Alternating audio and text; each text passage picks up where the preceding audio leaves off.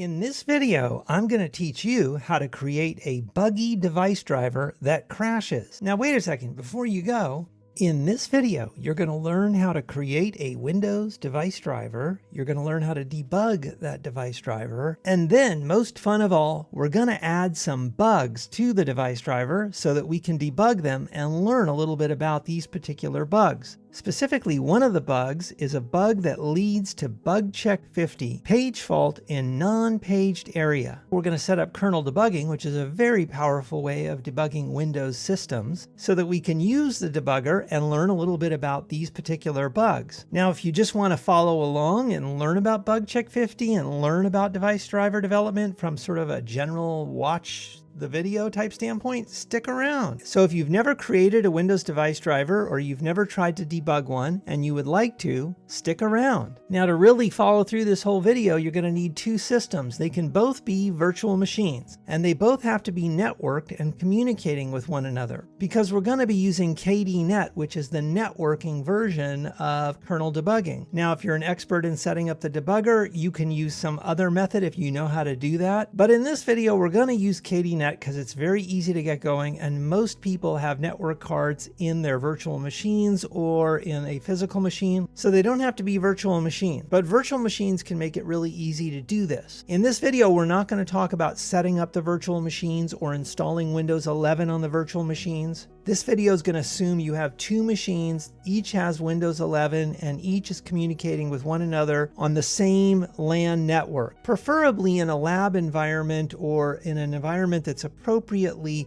firewalled from the internet. They don't need to have internet access. In fact, having a private network within a lab and the two virtual machines talking to each other is probably the more optimum thing. Most virtual machines I know of are capable of working with KDNet with their LAN interfaces. It's rare that I find a LAN interface these days that doesn't work with KDNet, but you're just going to have to try that and see. Now, what you'll need are two Windows 11 machines. One is like the developer workstation. It's called the host. That's the one where we'll build the device driver, create it, install Visual Studio, all that stuff. That machine will actually send the device driver to what we'll call the target machine, which also runs Windows 11. All right, with all that said, let's get started. Now, if you go to the Microsoft site, you can see the documentation for this BSOD, and you can actually read through this. Now, if you're a non-technical person that doesn't really want to delve into this, you can kind of just skim over the stuff and listen to what we say, obviously, right? So basically, bug checks are events that the OS emits or, captures data for. It's an event that occurs in the OS where the OS is pretty much going to stop. It's going to halt. Everything's going to stop. And there's many ways in which the system can respond to this stop based on how it's configured. We're not going to get into all those details, but very quickly, the system could bug check, display a blue screen, capture a crash dump, reboot the system in an attempt to recover from that. A device driver, which is operating at the kernel level, and the kernel level is the most powerful space within the operating system. In other words, any device driver that's operating at what they would call ring 0. If you imagine rings, ring 0 is the innermost ring, and that innermost ring has visibility to all of the outer rings. And then as you go to outer rings, those outer rings are less powerful. So when I say powerful, what I actually mean is privileged, and that might be, too technical for some people here, and some of you might really know this. You can actually go to the Wikipedia article on protection ring, and you can actually see the nifty diagram that they provide you here. So the kernel is at ring 0. So really kernel and device drivers, usually, when you say ring 0, like on Windows, you're talking about kernel and device drivers. We don't really say ring 1, but I don't typically. I'm just thinking of ring 0. Those details are really not important for this discussion. Essentially, if you have a Windows computer, you either have programs that are like applications that run in user mode, or you've got stuff that's running at ring 0. It's kernel mode stuff, and it can do anything, including bring down the system. It can access hardware. It can do all kinds of stuff. And that's all you really need to know for this particular video. Just know that if you are writing code as a developer, and that code is in a device driver, and that device driver is running as part of the kernel, like it's not a user mode device driver, it's actually a a kernel device driver. That kernel device driver has to be really well behaved. That's why, Microsoft has this really big validation that can happen where it can get wickled, is the term they use. So you can look at the Wikipedia article for WHQL and WHQL testing, and you can learn more about that. The point I'm trying to make is kernel device drivers generally in any operating system environment are never treated lightly, because anytime you install a device driver, it really can do anything within the system. It can see all the memory, it can pretty much touch a lot of stuff, and there's very little restriction. So just keep in mind, if you're a non-technical person and you're following along, device drivers are very powerful pieces of code that they can interact with the hardware, they can interact with hard drives. They really need to be high performing usually and be able to have high integrity and be really well behaved. And there's usually a lot more stringent testing. And the bar for development of a device driver is usually considered a little bit higher because they have to really be rock solid and really work well. When you write a device driver that's going to run in the operating system, essentially you're extending the operating system kernel in a lot of ways. And the operating system kernel is this very central thing that has to be rock solid in terms of integrity. That's why hardware and operating systems work together to architect things such that if we go back here to our protection ring diagram here from Wikipedia, you can see that the kernel runs here at ring 0, and we can just consider ring 1 in this diagram to be part of ring 0 for the sake of our discussion. Think of this diagram with the rings as abstract, and you can apply it in different ways, again, depending on the operating system and hardware you're talking about. But in our case, we're going to just say user mode applications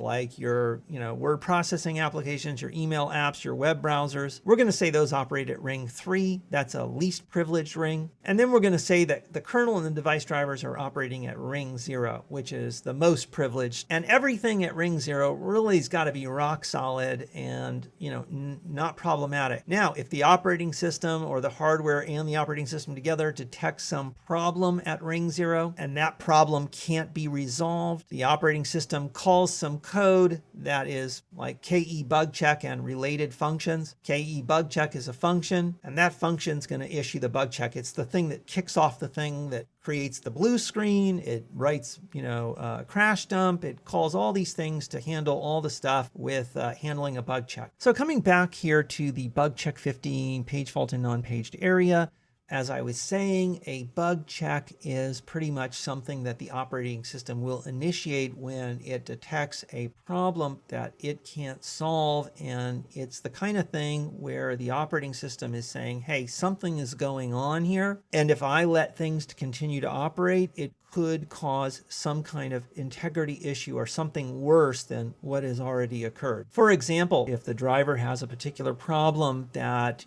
might represent or be caused by some kind of integrity problem in the system. For example, is there something wrong with the memory or something's not behaving correctly? The operating system has no way of knowing, hey, is the issue that's occurring here something that is not related to corrupt memory or some other problem like that. And it doesn't know that. It just knows something really abnormal occurred. And that could be a sign that if the greater operating system continues to move forward, continues to execute overall, you have many things going on in the kernel. There's file system drivers that might be writing to disk and reading from disk. And if there's been some kind of memory corruption by one driver, it could damage the data that's being written to disk as one example. There's many other examples, and it's really an infinite set of possibilities. In order to avoid some kind of really serious problem beyond what's already been observed, everything just needs to stop because there's something very bad going on in here and it can't just be resolved easily. Somebody has something faulty in here or something is wrong and it needs to be resolved, and it's not safe for me to continue to execute, so it issues the bug check. Generally speaking, bug checks are fairly rare compared to just normal operation. I know people might have humor about stuff like that. All operating systems have bug checks and things like that. With Linux, you have the panics and stuff that can occur. And with Windows, you can have these BSOTs, these blue screens.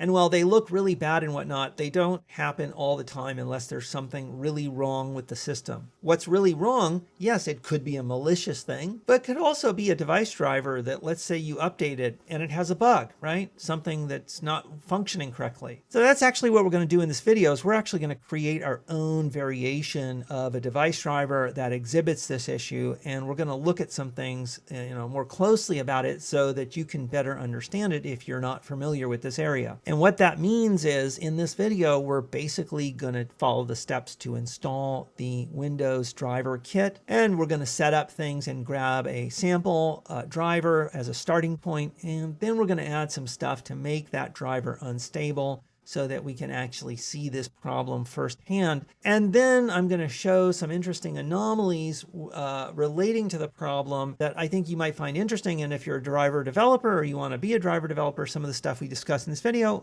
might be helpful to you in terms of using tools to help you validate things and catch problems in drivers that you may work on one day. All right, so let's move forward. We have this description of bug check 50. You can skim through this right now. We're not going to focus heavily on this right now. I just kind of wanted to give a high level so you could kind of go and read through this. We're going to create a driver in our own space here, and we're going to actually test it out. So a quick overview with Windows debugging, and this actually applies generally to a lot of other situations where you're doing kernel debugging or embedded debugging. But speaking just of Windows, you will have basically several components. You'll have the debugging host PC, you'll have the debugger transport, and then you'll have the debugging target PC. Now the debugging target PC is the PC that you're actually debugging. And the debugging host is where the debugging takes place, where you run the debugger tools and things like that. The debugger host PC communicates with the target PC via the debugging transport. Windows kernel debugging goes back many years, several decades, and therefore there's many different transports, and some of those have evolved as the hardware has evolved over the years. Way back in the early days, using a serial port was, I'm not going to say that's necessarily was advanced, but that was sort of the way you did it. Now, a serial port happens to be very slow, the old school serial ports, but it was a very powerful way back then and a very nice way to actually get into the low levels of the operating system and peek around with the debugger. As things progressed forward, new transports were added. So you have like USB can be used, Firewire used to be used a lot, let's say in like the 2000s and early 2010s. Nowadays, you actually see a lot of people using the KDNet or network debugging capability. So it uses networking as a transport. And since most PCs have network hardware like a LAN card or whatnot, being able to hook up two PCs with two different LAN cables and using the LAN card as the debugging transport happens to be very powerful. So you have the host PC, and it has a LAN card, and it's configured to communicate with the target PC over Ethernet LAN. And the Windows debugging tools has some utilities that let you run some commands to kind of see if you have compatible hardware with your LAN setup. A lot of virtual machine software, whether it's like Hyper-V or VMware, they have special configurations for a VM where you can actually set it up so it will mimic a serial port connection, for example, but it will actually use name pipes. And you can actually do other things depending on what kind of virtualization you have. In this particular setup, I'm going to have two systems that are communicating using a LAN configuration. So I'm going to use KDNet, which is basically I'm going to have the debugging host, and it has LAN connectivity to the debugging target, and the debugging target is going to be targeted, over the LAN transport. Now the target in Windows, the debugging target, has a stub. KD stub is what it's sometimes referred to, or the debugging stub. And that debugging stub is part of the kernel. Just keep in mind that there are portions of the operating system that have code that's capable of communicating over various debugging transports. And by having this stub as part of the kernel, a host can connect into the kernel very early in the boot, and it can do so over serial or USB or LAN, etc., Ethernet, etc., etc. And so what we're going to set up here is we're going to set up the debugging host, which is going to have Visual Studio, the driver development kit. It's going to be set up to target the debugging target. The debugging target is going to be running the stub that allows us to do driver development, and it allows us to push out and deploy a driver update. And we're just going to follow all the steps in the driver driver development kit setup steps on the web page on Microsoft in order to set all this stuff up. And if you have, a virtual machine setup where you can have one virtual machine targeting another one, that's kind of an easy way because you don't need a lot of extra hardware. If you have an older laptop or some extra laptop, you can also set up the laptop to be a target, for example, or you can set up two pieces of hardware, two desktops to be like one's the host and one's the target. So it doesn't have to be virtual machines. Now the kernel has this stub. So the debugging target, when you activate that stub, it's capable of actually communicating with the host and allowing the host to actually get in at a very low level at ring 0. And in a sense, you can think of that as what kernel debugging allows you to do. So a kernel debugger, you can think of it as sort of like this doorway that developers use that's, a doorway into ring 0 in a sense. You can kind of loosely think of it that way. When you do a break with kernel debugger, the target completely stops and you can peek around while the system is sort of frozen in a sense. You can kind of think of it that way. Now, by default on Windows, the debugging stubs are not active. They're inert. Obviously, that's a security issue. Anytime you set up kernel debugging on a target system, the system is considered totally insecure at that point, right? It has no guards up that are going to really protect the system because you're in there at the lowest level and you can kind of do anything with the debugger. So generally speaking, with the debugging tools kind of open up both systems in certain ways. And so you generally don't want to use a debugging host and a debugging target in a situation where they're directly exposed to the internet or they're otherwise exposed to potentially malicious activity of some kind. That's because the debugging tools, once they're active, aren't necessarily considered secure. And because they can communicate with the outside world and between each other, that could be used for malicious purposes.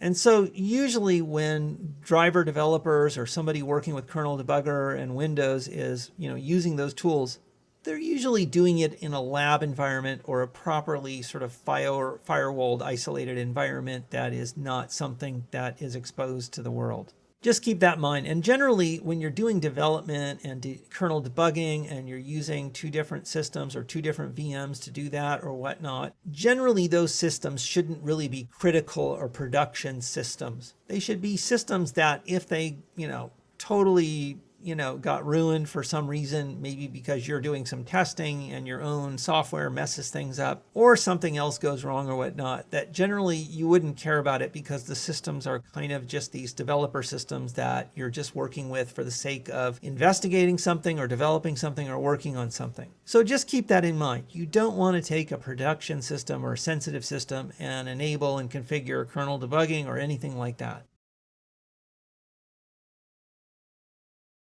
Okay, in this section, we're going to install the Windows Driver Development Kit. Okay, so the first thing we're going to do is search for Windows WDK. Top result should be download the Windows WDK. All right, this download the Windows Driver Kit actually has the installation steps that I'm going to take. Now, I have two machines here. One is the debug host and the other one is the debug target, and they're connected via networking. So there's a LAN connection. They're both connected to the same networking hub. The steps I'm going to take are going to assume that particular setup. I'm not saying you can't use USB kernel debugging, for example, but that assumes you have the compatible USB debug cable and whatnot. Anything different that you're doing, you need to take that into account. I have two different Windows 11 machines. One's the host, one's the target, and they're connected via LAN networking. And I'm going to be using that for a kernel debugging setup as well in the steps when we get to that point. Just keep that in mind in case your setup is different. All right, these are the steps that I take. If you get blocked or if you watch this video at some later time and the steps might have changed, make sure you use the official steps as your main source for how to get your environment going. I'm offering these steps as a best effort based on what I currently do today, which I feel is kind of fast and easy to get through these steps. I basically follow the steps, but there's some parts I gloss over because I know I don't need to focus on those things. But I can't guarantee that that will work for you. Okay, I'm going to scroll down here now. I just skip this introduction part. I skip this NuGet part. I skip this ARM part, and I go to step 1, install for Visual Studio. I'm going to right click on Visual Studio Community Edition, open it in a new tab. I'm going to close this tab because it actually opens up in the download pane thing here, and I'm going to run the installer. It's going to tell me it needs to do some things, so we're just going to follow along. So we want desktop development with C++, so we go down here and check desktop development with C++. They also have individual components that they want us to install, so we select individual components, and then we type this string 64 latest spectre. So I'm going to go here and type in 64 latest spectre. We're going to check all of these, and then we're going to begin the installation process, and I'll see you at the end of the installation process.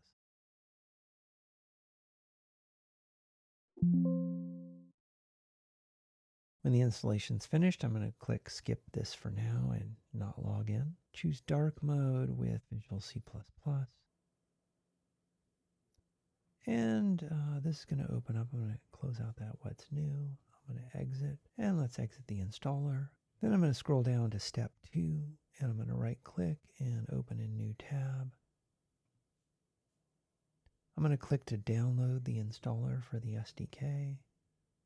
This is going to default to some paths here. I'm just going to keep those at the defaults. Click next. Click next. I accept. And I'm going to leave all these selected. Click install. Accept the UAC prompt. Click close. I'm going to close this tab. Then I'm going to go to step 3. Right click on the WDK, open in a new tab. It actually ends up opening up this WDK setup.exe. I'm going to click on that. Click next, next, accept, accept.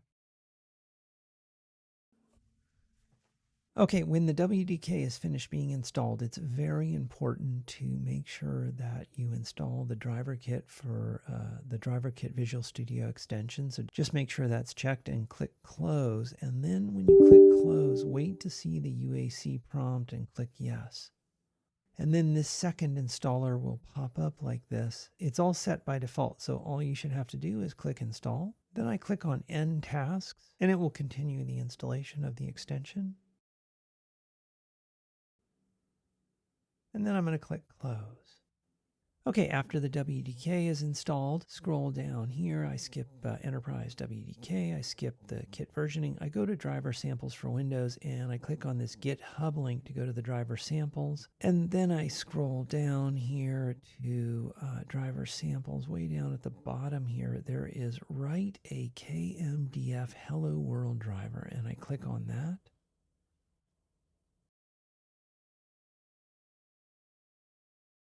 As with the earlier steps, I might zip through this and skim over some parts because I'm used to these instructions. Also, the instructions may change at a later time. So if you're watching this video long after it was created and you get blocked or have some questions or want to review the setup more closely, look at the current official instructions, at this web page or whatever the current web page is at the time you're watching this video as the definitive set of steps to set everything up with this small example driver. I expect that these steps should work for a good long time, so you probably shouldn't have any issue, but I mention that for whatever it's worth. Step 1 is to start Visual Studio and do new project. I'm going to do continue without code to get to the menu and do new project. Okay, so they want us to choose C++, Windows, and driver, so we'll go here and choose C++,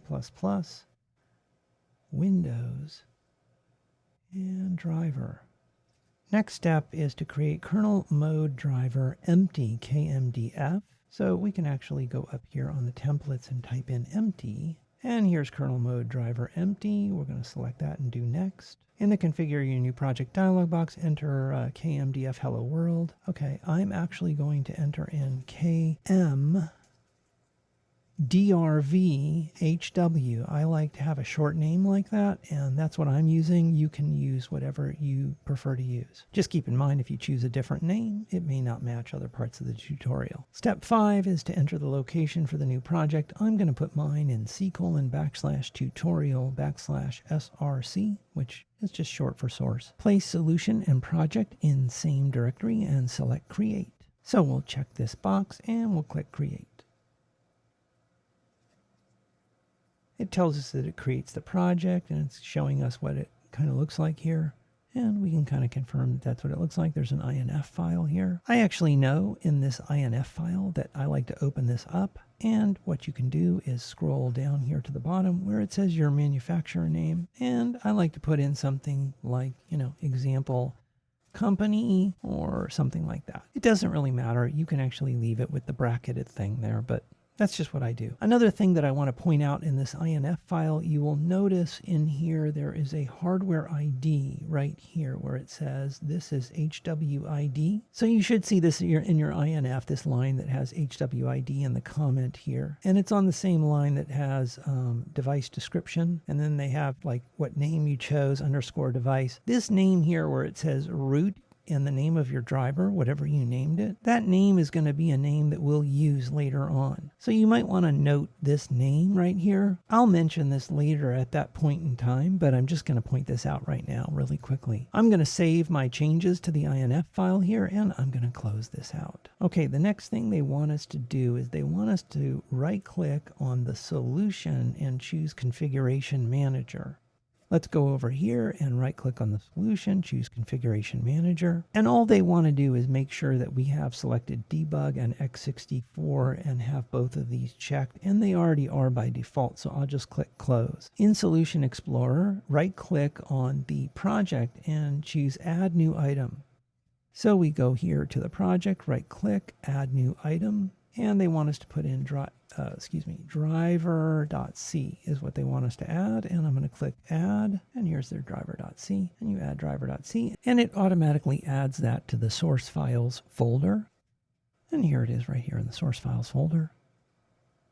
Now they have write your first driver code. Now, if you haven't done this before, I would suggest that you go step by step through this. I'm actually not going to do that because I know these steps already. And at the bottom, the last step actually shows you the full complete program they're going to have you write. So I already know that you can scroll down here. And when you get down here to step 5, what is currently step 5, again, it may differ depending on when you look at this tutorial. But the current step 5 here has the complete code for the driver. So you can just click copy on step 5, go over to the driver here and paste this into driver.c and choose to save. Control S is what I'm pressing to save. So you can choose save all or save.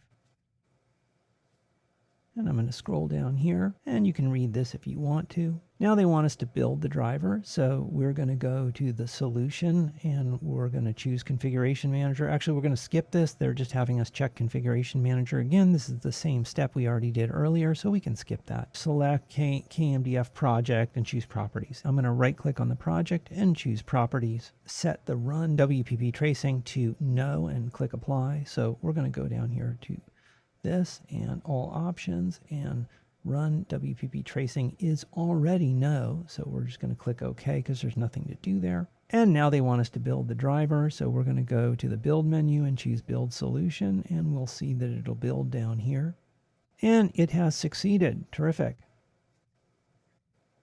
They now want us to deploy the driver, but before we can deploy the driver, we really need to do step number 1, which is to provision the target computer. Now, provisioning the target computer is actually simpler than it sounds. Basically, we're going to install the WDK there as well, but you don't need to install Visual Studio and all that other stuff. You can go right to the WDK installer, and that's going to install the WDK, which itself will contain an MSI installer. That MSI installer includes a little stub. That stub is like an agent that runs on the target computer where we're going to deploy the driver and test it. And Visual Studio on our host computer is going to be able to talk to that agent to direct it to tell it what to do. So it will deploy the driver to the agent. It can tell that agent to configure debugging and all that kind of stuff. And so recall earlier I talked that I have a debug target, and that debug target is connected to the host where we've just been setting up Visual Studio via a normal LAN setup. So in the lab here I have a hub, and there's 2 Windows 11 machines. One Windows 11 machine is the one that we've been working on to set up the WDK with Visual Studio. And the target system is also Windows 11. And what we'll do is we'll install the WDK on the target. Then within the WDK, we're going to run the MSI they have, which will install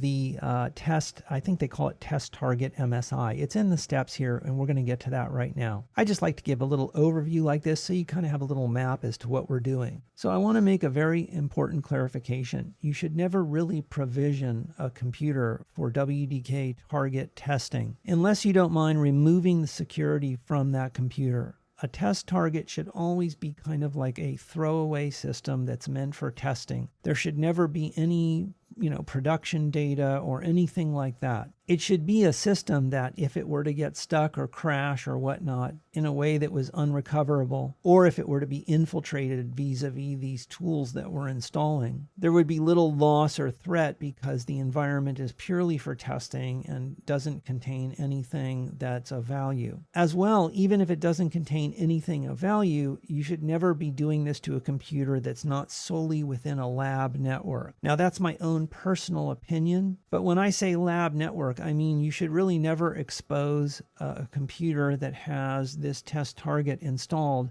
to the internet. But my personal viewpoint is anytime you take a computer and you start enabling any diagnostic features, debugging features, or whatnot, I assume that that computer has no security and should only be an environment that's like a lab environment where there's nothing really particularly sensitive about the system. And with that said, kernel debugging gives extraordinary access to a system, and generally such a system should not be accessible, to the internet and that kind of thing. I'm not going to repeat this again. You have to use your own wisdom. We're doing testing and debugging here. You should be using systems that aren't critical to production operations. Make sure you do your due diligence about how to set this up properly within the right lab and networking environment. So at the host computer here, we're at the deploy the driver steps. I'm going to right click on step 1. There's a link there, provision the computer for driver development. They want us to follow those instructions first. So when we go down these instructions, they explain a bunch of stuff here. I'm going to skim over that. You can read it if you want to. And then on the target computer, they want you to install the operating system. Mine's already set up, so I'm going to skip that. In here, they say install the WDK. They say you only need to install Visual Studio if you plan on doing driver development on the target computer. So what they're saying is we can skip installing Visual Studio on the target because I don't plan to do driver development there. I only want to install this little module so that our host can communicate with that target so we can deploy a driver and do our debugging and testing. So let's go over to the target computer and search for Windows WDK and click that top link.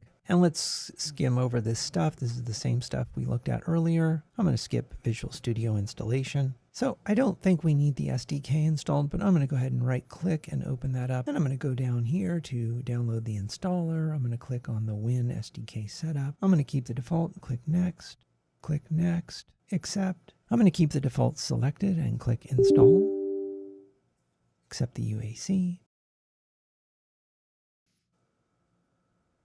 Okay, it's finished. I'm going to click close this tab. I'm going to right click and choose open in new tab to download the WDK setup.exe. I'm going to click on that. I'm going to click next, accept, yes.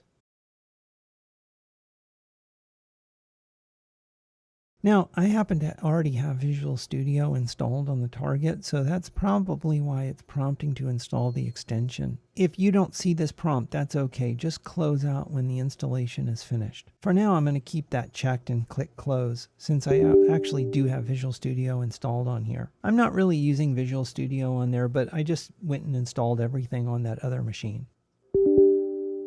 And it tells me the extension's already installed anyway, so I'm going to click OK.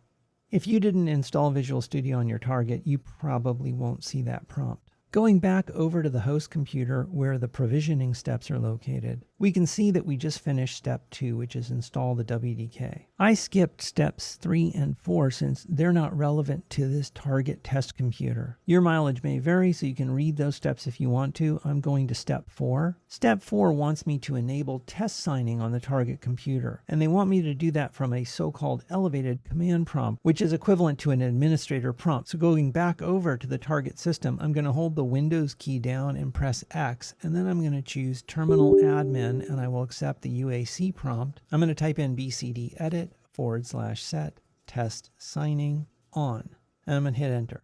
After I change that value, I can type in the command bcd edit and just hit enter, and you will see here that there is a line that says test signing equals yes. Going back over to the provisioning steps, I'm actually purposefully going to skip step 6. And you should skip step 6 right now as well if you want to go along with this tutorial, because this tutorial is going to touch on this area later on. So skip step 6 if you want to follow along with the tutorial. Step 7 asks us to run this MSI on the target computer. So over on the target computer, I'm going to navigate to the path that the provisioning steps recommend. And then I'm going to find the MSI that they mention. Now you will notice there are no extensions shown by default in Windows. You can actually fix that by going here to Options and then going to View. And I tend to check these things like this to disable these things. This gives me more visibility into everything. So now you can see, we can see the extensions. And this WDK test target, MSI is the one they want us to run. So I'm going to double click on that. I'm getting prompted by UAC, so I'll say yes. And it's really done. That step is actually very quick. Okay, back over here at the provisioning steps on the host computer, I'm going to skip step 8. Again, you can read all this as you see fit to see if any of those steps are relevant to you. They have a bunch of networking checks here. I'm going to gloss over that because I already know these two computers can ping each other. Down here at provisioning the computer, they want us to go to Visual Studio, Extensions, Driver, Test, and select Configure Devices. So I'm going to go over here to Visual Studio, Extensions, Driver, Test, Configure Devices. They want us to add a new device, so I'm going to click Add New Device. I'm going to give this a display name of Debug Target. They want us to enter the network host name or the local IP, so I'm going to put in dbg targ for the network host name. And I'm going to keep Provision Device and choose Debugger Settings selected. And then they want us to select the type of debug connection. This tutorial assumes you're going to use network debugging with a network that's already set up and compatible, meaning both the target and the host can ping each other, or at least the host can ping the target. And so I'm going to go over here and accept the default settings that they gave me here in this kernel mode, debug setup panel. And I'm going to click Next.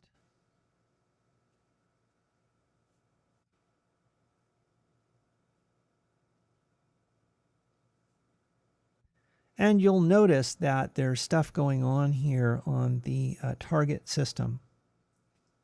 So the target system is actually going through the process here of rebooting, and that's because it's being driven by this host computer. This host computer is communicating with that agent on the target. I'm going to disable location stuff and all this kind of stuff here and click Accept.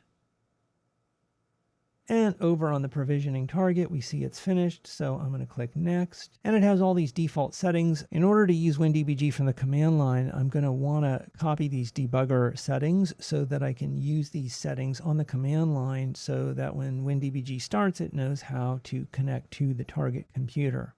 So I'm going to open up Notepad here, and I'm just going to copy each of these values and put them aside for a later step. So we have the port, we have the key, and we have the IP address. And then I'm going to click Finish. And then I'll click OK. Okay, if we go back over to the provisioning steps, we can see that we're finished with these provisioning steps. I'm actually going to close this tab. And all of that was to finish the provisioning step, step 1 here for deploy the driver. Step 2 just wants us to open up Visual Studio and open up our test driver project. It's already open. So I'm going to go to step 3 in Solution Explorer, right click on the project. So I'm going to right click on the project to do Properties. And then they want me to go to Configuration, Driver Install, Deployment as shown here, and that's below, and they want us to check the remove previous driver versions before deployment. So let's actually go to driver install, deployment, and in deployment we're going to select the debug target that we just set up. This checkbox is already checked, so we don't need to check it. For the hardware ID, we want to put in our driver hardware ID. So actually, let me hit cancel on this, and I'm going to go to the INF file, and I'm going to go here to get that hardware ID. I'm going to right click here and copy it. I'm then going to go right back to the properties for the project to deployment. I'm going to select the debug target device. This is already checked, as I mentioned. I'm going to select hardware ID and put the hardware ID in there.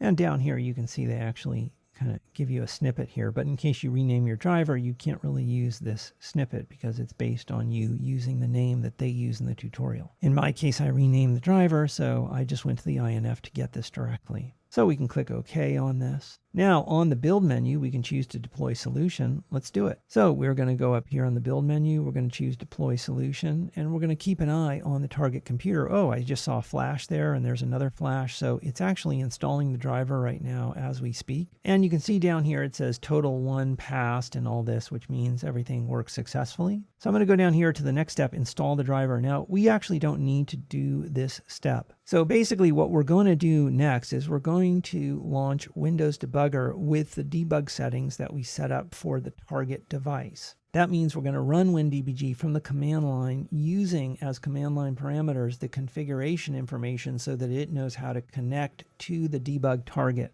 Once kernel debugger is connected to the debug target, in a sense, think of it like this. Kernel debugging and embedded debugging, generally speaking, just very generally, loosely speaking, for any environment where you have kernel or embedded kind of debugging. And this is context dependent, depending on the device, the OS, the hardware, and all that. We're not going to be really particular about this. Generally speaking, kernel debugging gets you in at a low level. That's all we're really concerned about here. And in a sense, when you have kernel debugger configured and you start up WinDbg and it connects to a target, in a sense, what has happened is a doorway into quote-unquote ring 0 has been opened up for you to peer around and control that target. You can set very elaborate breakpoints. You can look around at anything there in the ring 0 in the kernel. You're all powerful when you have kernel debugger connected to a debug target. It is the most powerful kind of debugging you can have on the system in terms of software-enabled debugging that works closely with the processor. I'm not considering here special hardware like ICE hardware or something that gives you really super special, hardware layered kind of traceback buffer type of stuff, very advanced hardware kind of based debugging. But most all AMD Intel hardware systems have foundationally, x86 processors that provide a host of capabilities for helping with, all kinds of things that the kernel needs. And this also includes debug services and capabilities. And the Windows kernel itself provides a robust set of debug stubs that work with the processor and work with the host, like WinDbg when it connects to the kernel. And as developers, we don't really need to get into the details of a lot of that stuff other than configuring it, which is what we just did here. We're actually going to start WinDbg soon in the next section. But what we're mostly going to focus on here in this tutorial is deploying this driver using this whole setup that we have here with Visual Studio and the WDK test target. And when that driver gets deployed, it also runs the DriverEntry function. So let me actually go over to the driver here. If I go to the driver source code, in the driver source code, you can see the well-known DriverEntry function. This is kind of like, you can think of it as sort of the main function, but this is a driver, so it has DriverEntry. When the driver is deployed and loaded and set up, its DriverEntry is called, and its DriverEntry is going to perform some initialization. Part of that initialization is to let the driver framework know about which function it can call to add devices. So after DriverEntry gets called, the framework will end up calling device add. The framework, of course, is being called by the operating system to do these things. So in effect, the kernel is calling DriverEntry, and then it might want to call to add a device. And what we're going to do in the next section is we're actually going to add code to these stubs here in order to do the experiments we want to do. And the deployment will actually run the driver and call these functions, so we don't need to follow any special steps here to install the driver and run it, because deployment through the WDK test target will work just fine for us. So I'm going to gloss over this section for now, but you can read this if you want, and you can even experiment with this, as you want and whatnot. But if you want to follow along with the tutorial, just FYI, I'm skipping over that section. And we're just going to jump down here to this debug the driver section. So what I'm going to do is I'm going to type in WinDbg. And when I type in WinDbg, this is on the host, I'm going to right click on x64 and I'm going to choose open file location. And this is going to open up where the shortcut is located. I'm then going to right click where this shortcut is located, and I'm going to choose properties, and then I'm going to choose open file location, and then I'm going to choose cancel. Okay, so after we do open file location from the shortcut, that brings us to the location where the actual file debugger tools are installed. Now, if you saw my previous video on debugger tools for Windows, you know that this is where the debugger tools are located, but you also know that this is X-copyable. So what I'm going to do is click on debuggers. I'm going to select x64 and Control-C to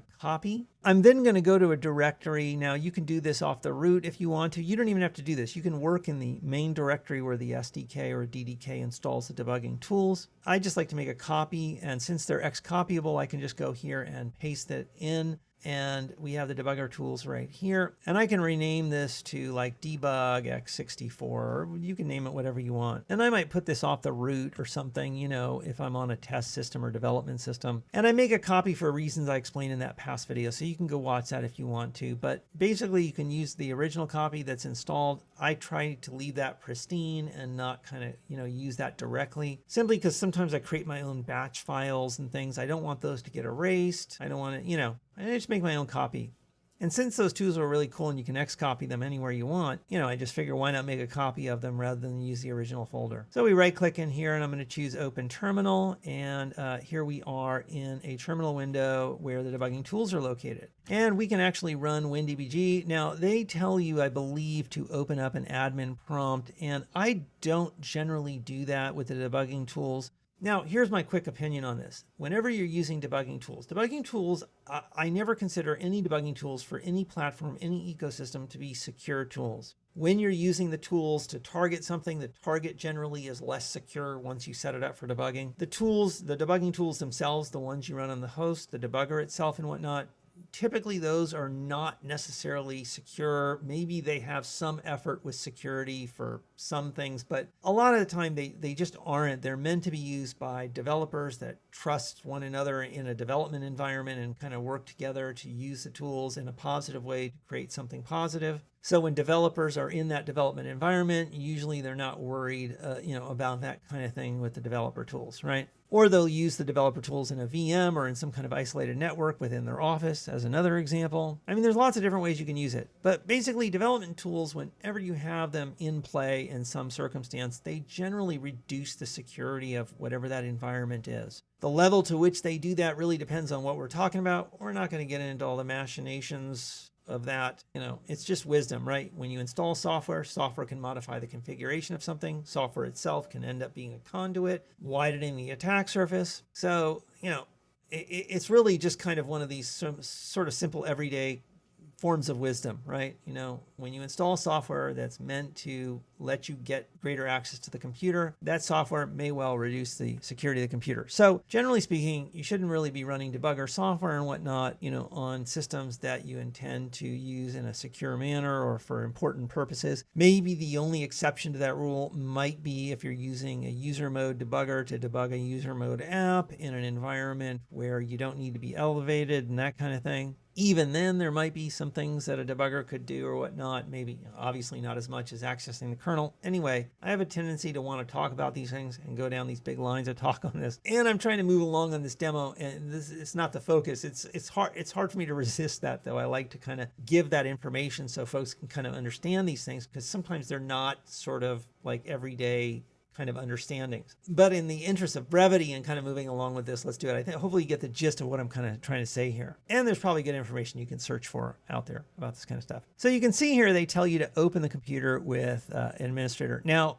there are some cases where WinDbg and the debugging tools, when you run them to target something, will need the administrator prompt open. You can follow those instructions and do WinX and choose to open an admin prompt if you want to, up to you. I have this non-admin prompt open here, which I'm going to start with. The debugger, as I recall, has the ability to modify firewall settings if you want it to and whatnot. I would recommend following the steps and opening up an admin prompt, but I'm just saying you don't have to all the time, and I'm not going to here because I know I don't have to. But if you're here and you right-click to do open in terminal, you're not going to see an open admin terminal. So what you'd want to do is copy-paste the path here. You can do the WinX to to open up the admin prompt, and then once the admin terminal is open, you can actually then just type in cd and put in whatever the path is where you copied the debugger. And again, you don't have to copy the debugger. You can use it in the original space, and you can probably try those steps without opening the admin prompt by doing the right-click thing that I did. Okay, so back here in Visual Studio, you can go to Extensions, Driver, Test, Configure Devices, and select the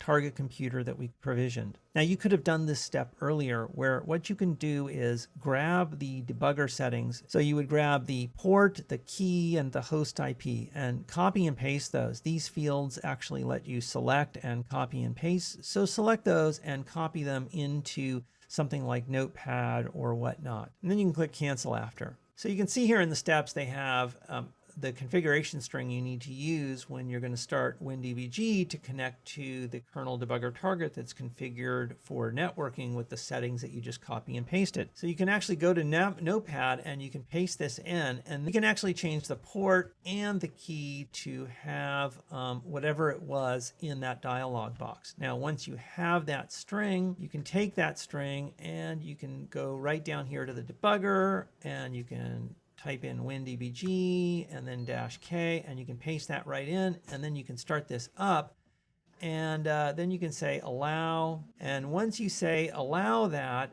what we could do is try doing a control break, and that doesn't seem to do anything there. So when the debugger doesn't connect and work out of the box like that, what I like to do is I like to actually go to the target. So I'll go to the target here, and I'll actually choose to restart the target, because sometimes when it restarts the target and the computer reboots, it will actually connect to the debugger. And there we go. We start up and we can see that it is connecting to the debugger here, and it actually breaks out into an initial breakpoint here. Okay, I switched to a dark theme mode that I configure with the colors and the settings in the menu options here. I'm not going to go into that here, but I just did it so it's a darker background here. In doing that, it kind of cleared the window here, so that's why you don't see anything. So in order to set up your symbol path, initially you'll type in .sympath and then this string like serve, and then a location, serve star, the location where you want to cache the symbols, and then the HTTPS server for the Microsoft symbol server. The video specifies this path. Instead, use this path. This path prefixes cache star for the symbols directory. This will end up caching all symbols that are used by the debugger instead of only those from the Microsoft symbol server. By putting this here, you'll be able to freely build a new version of the driver and generate new symbols for that driver without encountering an error, because the debugger is still using symbols for the older build of the driver. And that's because with this entry here, to the extent the debugger uses any symbols, it will create a copy of those symbols and place them here. It'll do that for locally discovered symbols, as well as the symbols discovered from the Microsoft symbol server. And what you can do is when you make changes, you can actually go to this menu here and choose like to save as to a workspace, or you can just choose to save to the default workspace. And the workspaces save things like the symbol paths that you set and whatnot, so they can be useful. So I've gone ahead and I've just, saved my workspace here to have this symbol path. And what I might do is open up a disassembly window here, and I'll just put that at the top here for right now. And then what I'm going to do is I'm going to hit the G command, and you can hit F5. And when I hit G, you notice right when I do that, the target computer starts running. So while the target computer is running, I'm going to hit Control, it actually hit a breakpoint refreshing KD. What you saw me do here is I hit Control Alt and the K button. Now this doesn't seem to be, it's not picking up from a hook.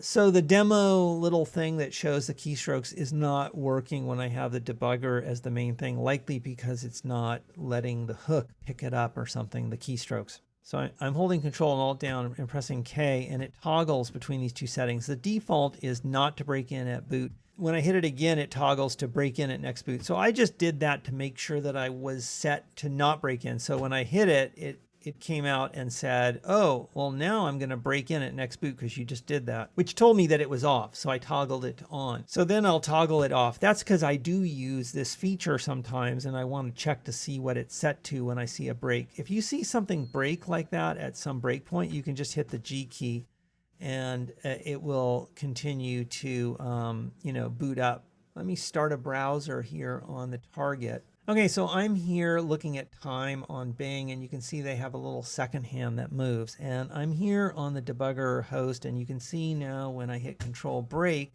that the target will stop executing. And it's completely frozen. It can't run because the host has broken into the target. And when it's broken into the target, it will be, it will be stopping everything. And you can actually then, load symbols, for example, by doing .reload. And what I like to do actually, like once I'm booted up and I do a break, and it's the first time I've done it, what I like to do is I do a .reload /F to force loading all the symbols, because .reload without F is only going to load symbols as you access certain things that need symbols. But by doing .reload /F, I'm forcing it to go and get all those symbols from the symbol server.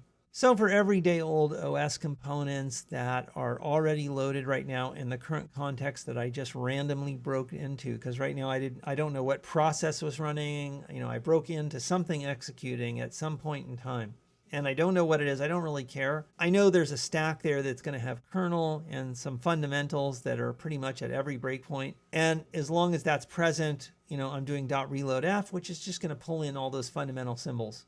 It doesn't mean other symbols won't have to load from the remote server at some point in the future, but this is just a way of getting a lot of things out of the way early on. It's what I do. Nobody instructs anybody to do that, right? It's what I like to do. Other people like to do it. Some people probably don't. So, take it with a grain of salt. You don't have to do this, but it's just what I like to do. And you can see while it's loading these symbols, what's happened here is the host, the debugger host, has talked to the kernel of this target via that transport, which is the networking cable that's connected from the one to the other. And it instructed the stub on that kernel to stop executing and give control to this debugger. Now there's a lot of things that are kind of going on here, but the fundamentals are this. The debugger is communicating with the target. It's doing it over a transport. And there's fundamental commands that exist which allow the debugger to say, hey, give me some values from this memory address, or write values to this memory address. So as the developer is doing things on the debugging host, the developer in a sense is using an application called a debugger. A debugger is an application. And in this case, it's WinDbg. It's an application. It's using components as part of the application to communicate over the transport to the kernel stub in the target. So as an application running on one computer, it's very powerful and can tell the target to stop everything. And it can allow me, controlling the debugger here, to peek around and look, at what's going on. So for example, I can actually dump all, processes. For example, I could say, show me the Explorer processes. Any processes name Explorer, and it'll show me that process. If I want to look at the details of the Explorer process, I can say bang process, and I can paste in the process object address. And there it goes. It's going to show me all these things you're seeing are the threads, and you're seeing the stack for each of the threads. So that's not our focus. I'm going to hit Control Break to interrupt that command. And now it stopped listing that. Explorer is a pretty large process, so there's a lot of threads, a lot of things go scrolling by. So, just keep that in mind. You can hit Control Break to stop most commands. Now, debuggers can be quirky things. There are some cases where like Control Break is not going to immediately stop a long command that's executing. You might have to sit and be patient. And learning how to use any kernel or embedded debugger, those more esoteric kind of debuggers compared to an application debugger, is part of the art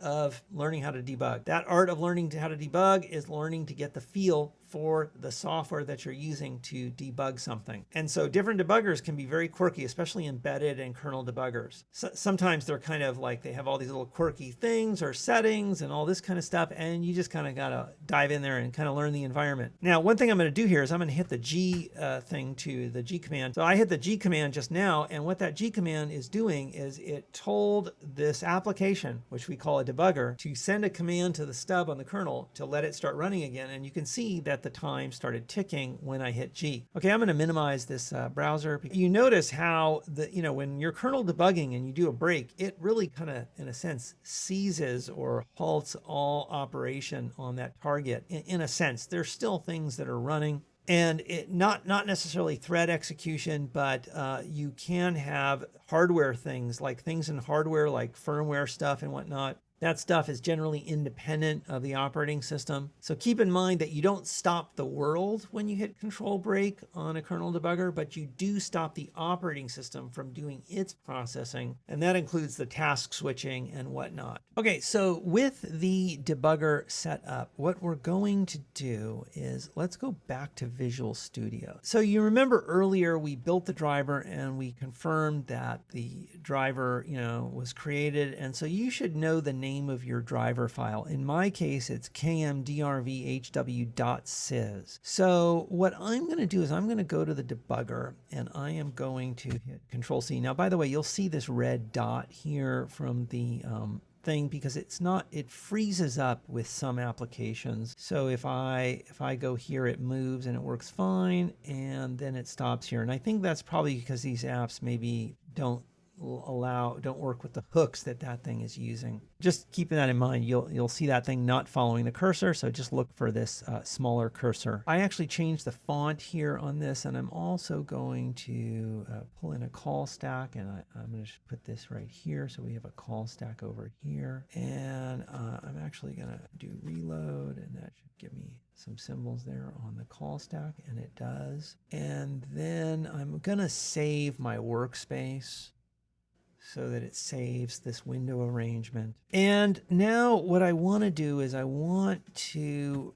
just hit G to run. I'm going to do something here. So in Visual Studio here, I'm going to hit deploy, and I'm going to bring up the debugger here in a window that lets us see the deployment happening down here in Visual Studio. And we can see here if the debugger is broken into, and we see it's not broken into. We see over here on the target that, stuff is going on as part of that deployment, and we're going to see a devcon install here in a couple seconds. It pauses here at this initial step. This initial step, it's installing the certificates and stuff like that. And then it's going to go and do the devcon install. Like here you can see it was very quick there. It flashed away, but it did a devcon install. So it installed the driver. And we can see down here in this window, it was successful at deploying the driver. So the driver is deployed over there and it is installed. In fact, if I go over here to the target and I type in reg edit, if we go to the local machine system, current control set services, and I type in K, because that's the first letter of my driver name, and then I scroll down here to kmdervhw, that's the name of my driver, we can see that there's an entry in services here for my driver, which is usually an indication that it has been installed. You can have an entry there. Now you can have an entry that's been left over there after the driver was removed. So having an entry there doesn't necessarily mean your driver is installed properly, but in this case it does. Okay, so I close reg edit there. Okay, so the driver got installed and it did execute a little bit, but no breakpoint was hit. And that's because we didn't do anything with the debugger to instruct it on how to break into the driver. What I like to do when I'm at least initially getting started with debugging some driver thing, as things progress, as I work on something, I might come up with other ways of actually breaking into a particular driver or debugging a particular situation. But in this case, there is nothing that I need to do in particular. I'm not going to hard code any breakpoints or anything like that. So what I want to do is go back here to Visual Studio. What I'd like to do is trace through DriverEntry during the installation. And I'd also like to maybe trace through this hello world add device thing. And DriverEntry is going to come through here and it's going to call this WDF driver create, and it's going to pass the driver object that it was passed. And then it's going to do some things to configure and set up the driver. This is basically calling into the Microsoft WDF framework. And you can see here that this config value, which is used here, is being configured with a thing here that says kmdf hello world evt device add. So what this is doing is it's actually ending up setting up some tables properly so that the operating system will know that this driver has a device add function, and the operating system can actually call this device add function to add a device. So the framework will actually, use this device add, and we'll see that as we set things up. But the question is, how do we set breakpoints here? Well, this is actually not WinDbg. WinDbg is over here, and we don't even see the source code over here. So what do we do? Well, what I like to do is I like to hit control break to break into the target. So right now the target is frozen because we're at a breakpoint because we hit control break to force a breakpoint. That's kind of technically a breakpoint. It's a break, right? So we've broken into the target manually with control break. So I'm going to type in a command here, sxeld, and then I'm going to type a string there. But before I do that, let me go to the help here, and I'm going to show you can type in search and type in sx, and then you can go here and read about sx. You can also find it actually online. I think sx probably stands for set exception and then whatever you're going to suffix it with. So in my case, I'm using the E, which I think would stand for enable. So set exception enable. You know, that's just my way of remembering the command. SXD, set exception disable. These set various characteristics about exception policy stuff with relation to both user mode and kernel debugging. So what we're going to use is we're going to use here's the thing controlling exceptions and events, and we go down in here and there's one called LD. Where's LD? LD, where are you? There's LD. Right there. So that's load module. So this is an exception that occurs when a module is being loaded by the kernel. And we want to cause the debugger to break when our driver module is being loaded. So we go over to the debugger and we type in SXE space LD for that load exception, right? And then we can put in a string here. So in my case, I'm going to say kernel mode drv. That's my string for my driver name. Kernel mode drv is driver, and then hello world, and then .sys. And then I'm going to hit enter. Now, if I type in sx and hit enter, and we scroll up to where LD is right here. So this is LD load module, and we're saying we want to break for this module. So now let's hit G. The debugger is now running. The system is now running. So if I go here, we can see it's running. So if I was at break and I went to try to use the start menu on the target, it wouldn't work because it would be totally frozen, right? Everything stopped. So now we're going to go back over to Visual Studio. We are going to right click here and choose deploy. Now this is going to install the driver. And when it installs the driver, as part of installing the driver is going to get loaded by the operating system. When it gets loaded by the operating system is going to see that we instructed it vis-a-vis the debugger here, which talked via the transport to the stub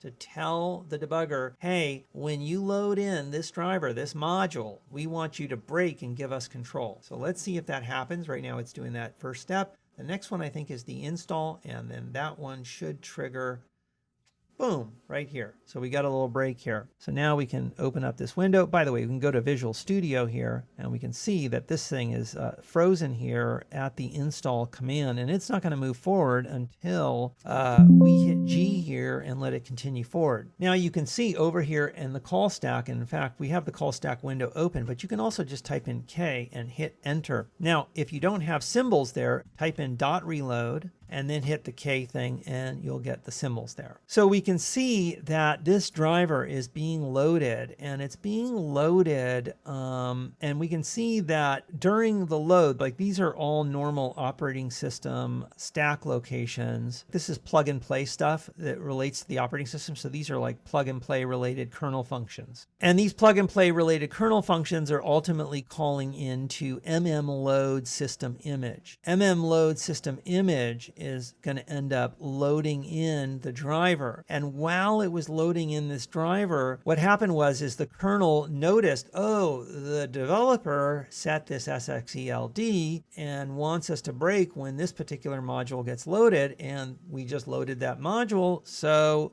let's call the break, the debug service to cause a break to happen. And so it did. It caused a break to happen, and we can see debug service is also on the call stack because it was related to calling into the debugger portion of the kernel to tell it, hey, go ahead and break. What we can do is we can actually, now that our module is loaded, I can type in the lm command to list all modules, or I can use M for a mask, and I can type in KMD DRV, and I can just put a star there, and it's going to show us, oh, how come it's not showing us our module? I had the wrong spelling. It's not KMD DRV, it's KMDRV. Okay, sorry. So this is my little map. Hold on. Okay, hold on. Okay. So debugger commands here, we have LM space M space and then the mask. Now we don't need the space there, so you can have the M. M is sort of like connected with this command. So this is the command LM. This is the option M for that command. And then M takes a parameter, which is a mask. And we're going to do that, and it will show us that our driver is loaded here. It's loaded. Here's the start address. Here's the end address. Now we can say X to examine symbols, and we can type in kmderv HW and bang, and then star, and it's going to show us all the symbols that it knows about within our driver. And you can see it knows about quite a few symbols. Now within those symbols, if we go to the examine thing, if we type in DriverEntry and star, it will show us here is DriverEntry, and that's the first one that we want to break at. So I'm going to type in BM. Now a lot of people use BP. You can also use BE. There's a lot of ways to set breakpoints, and there's good reasons how to know how to use all that. In this tutorial, we're not going to get into all the different flavors of breakpoints. There's some hardware breakpoints and this and that. I like to use BM in this case. The good thing about BM breakpoints is they use the name to remember the breakpoints, and it'll reuse that same symbolic name again on a future invocation. And it can save those breakpoints in the workspace for the debugger. So if I type in BM and then the name of the function, which is DriverEntry, we can see we have just set this breakpoint. Whoops, let me actually clear my old breakpoints from when I was testing out this demo.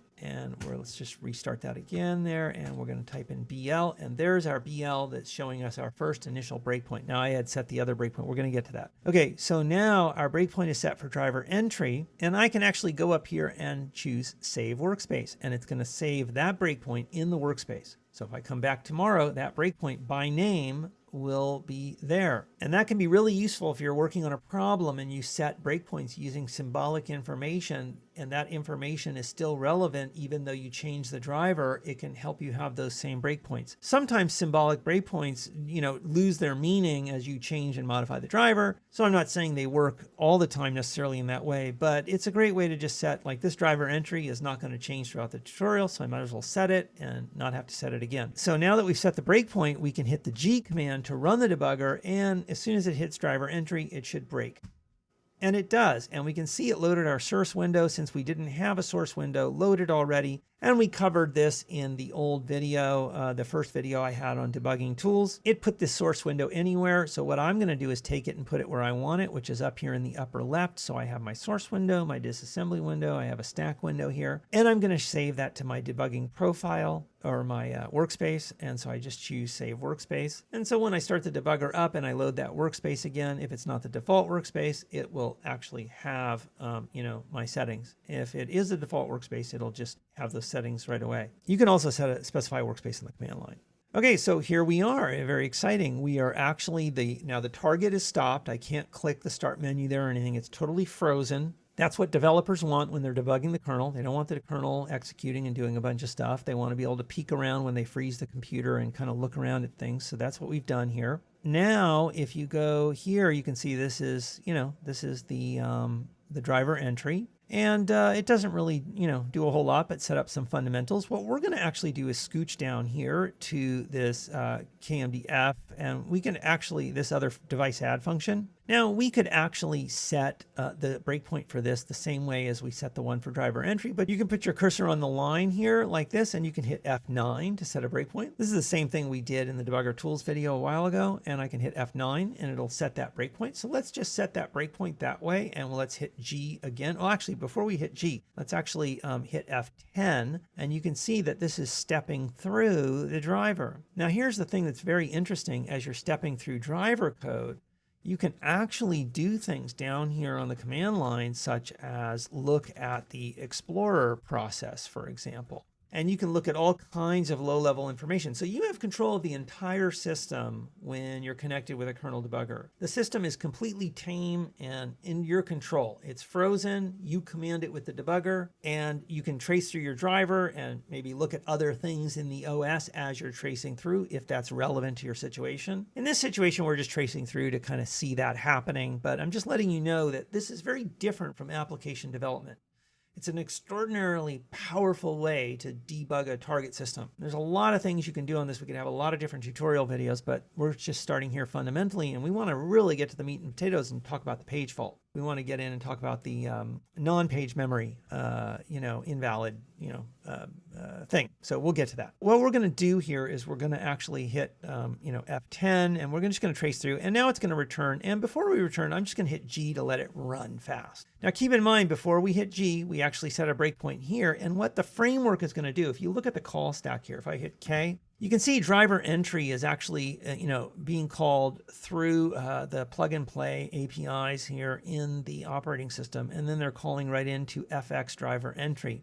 Now that's the framework. FX DriverEntry is framework DriverEntry. So the KMDF framework provides stubs that the OS uses, and those stubs in the framework will know what place within the driver to actually call. And since we have DriverEntry as our function here, the framework actually knows that, and it knows to call us, which is what it did here. The framework is also going to know to call this function for device add. It's going to know to call that function because we just informed the framework here of the address of the device add function by setting up this config here, doing driver init config. Here's device add. Then we call the framework function to say, hey, here is how you can call device add. Now I'm going to hit G. And breakpoint 1 was hit. And you can see breakpoint 0 being the first one, which is the DriverEntry one. Here is breakpoint 1, which is the second breakpoint. And you can see it is called device add. And if we look at the stack here, we can hit K. Now, if we look here, you can see here is the plug and play stuff in the operating system in the kernel. It's calling into the driver framework add device, and it's then calling into our function for device add. And the framework knows to call that function because we published the name of that function to the framework in the DriverEntry. So DriverEntry is kind of like a well-known function that is going to get called when your driver is initialized. And DriverEntry very often does things to set up a whole lot of other stuff so that your driver can be reached some other way by the operating system or user mode apps or whatnot at a later time. And my voice is starting to have some fun on its own here. Forgive me. Now, what we're going to do is we're going to hit the G button to run, and we can go back to Visual Studio, and we'll see that this will finish up here. Because the deployment is finished, we can see that the install, window there that opened up on the target has gone now. And we can see that Visual Studio completed the deployment and it said it was successful and whatnot. And what we did is we debugged the device driver DriverEntry and device add during the device driver load. So if you notice, it looks a little bit different, like a little brighter behind me and whatnot. That's because it's several hours later.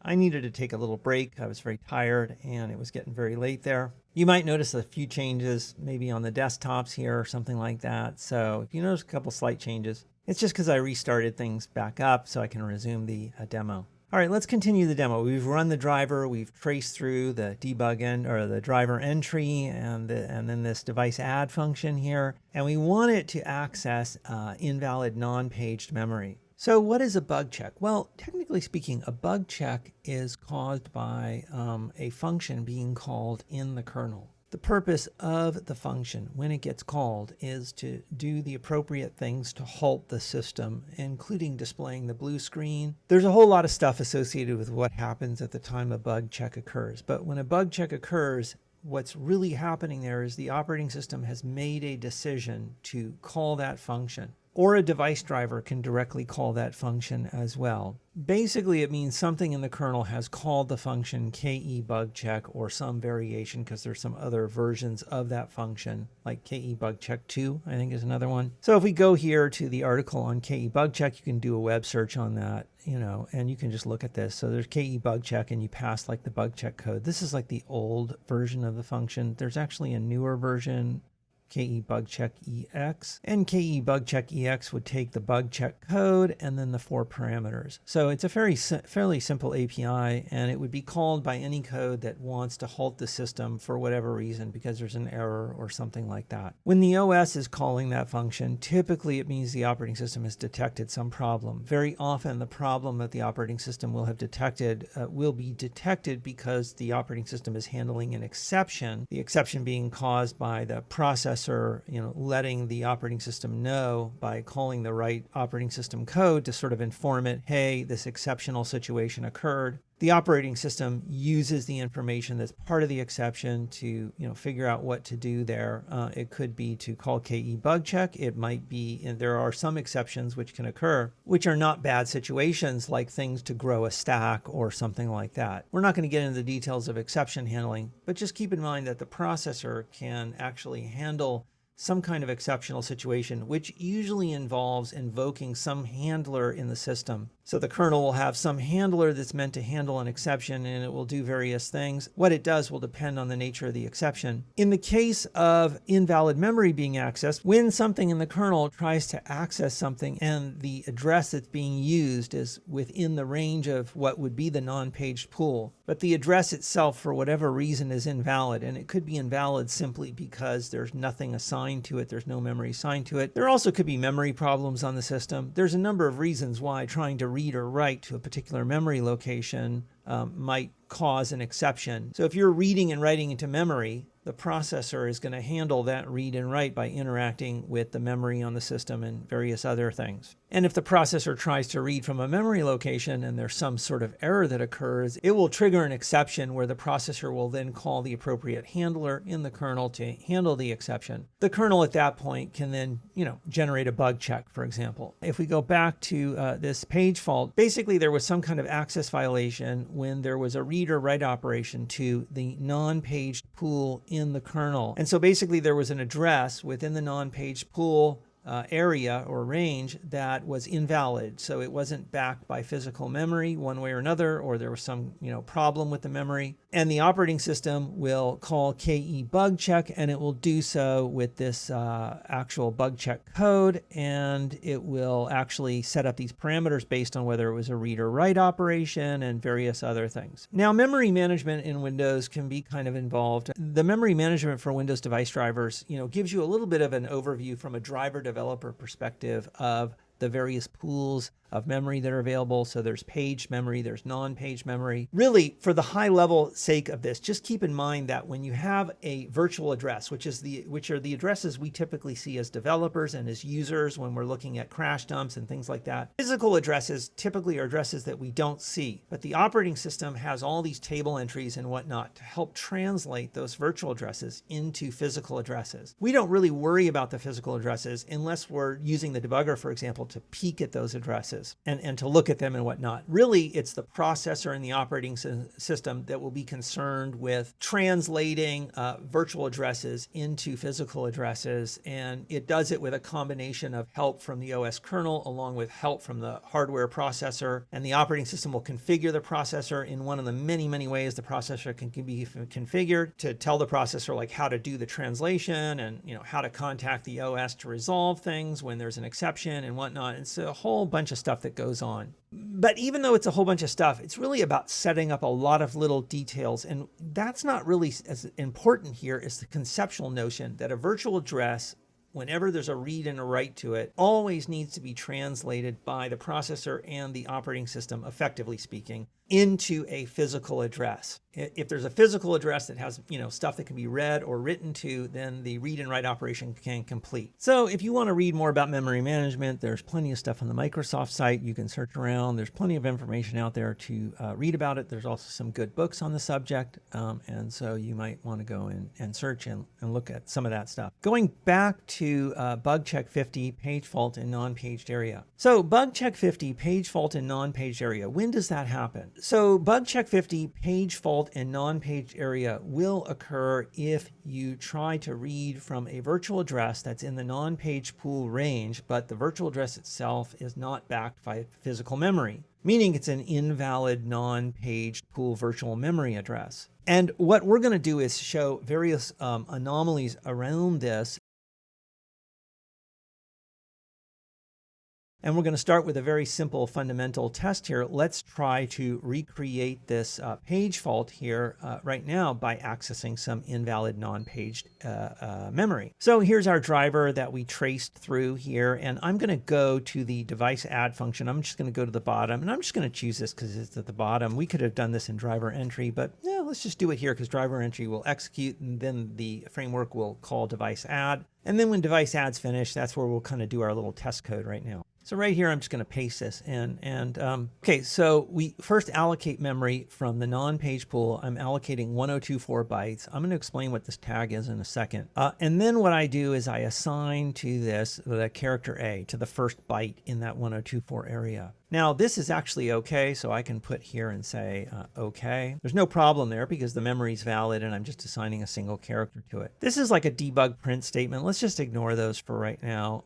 And then what I'm doing is I'm freeing the pbad pointer, okay? So after I free this pbad pointer, this next line here, which assigns the character B to the address pointed to by pbad, it's logically speaking an invalid assignment. However, it's not going to create any problems because physically it's not an invalid assignment. And what do I mean by that? What I mean by that is once you free memory, you shouldn't use the memory after you free it. But just because you free it via an API call doesn't mean the memory isn't still physically valid. We're just letting the kernel know, hey, this is no longer something we're using. You can give it to anybody else who needs it. So we're basically letting go of some memory and telling, hey, kernel, go ahead, you can use this. We're not using it. Then after that call to freeing that pointer, we end up actually still using the pointer, meaning we're assigning something to that first byte of the 1024 area that we had allocated. Now, there's no guarantee that the memory is not being used by something else between these two lines of code. In theory, there could have been some kind of interrupt or something that interrupted between here and here, which reassigned the memory. But even if it didn't reassign the memory is free and maybe in the list of free areas that the operating system maintains for the non-page pool. But that doesn't mean it's okay for us to use it. So logically, from a logical standpoint, it's not correct for us to be using this memory. However, since the memory is still physically valid, no issues will occur when I run this in this particular context. And that's kind of what I want to start off by showing you. It's kind of seems boring, but it'll make sense as we progress forward through this.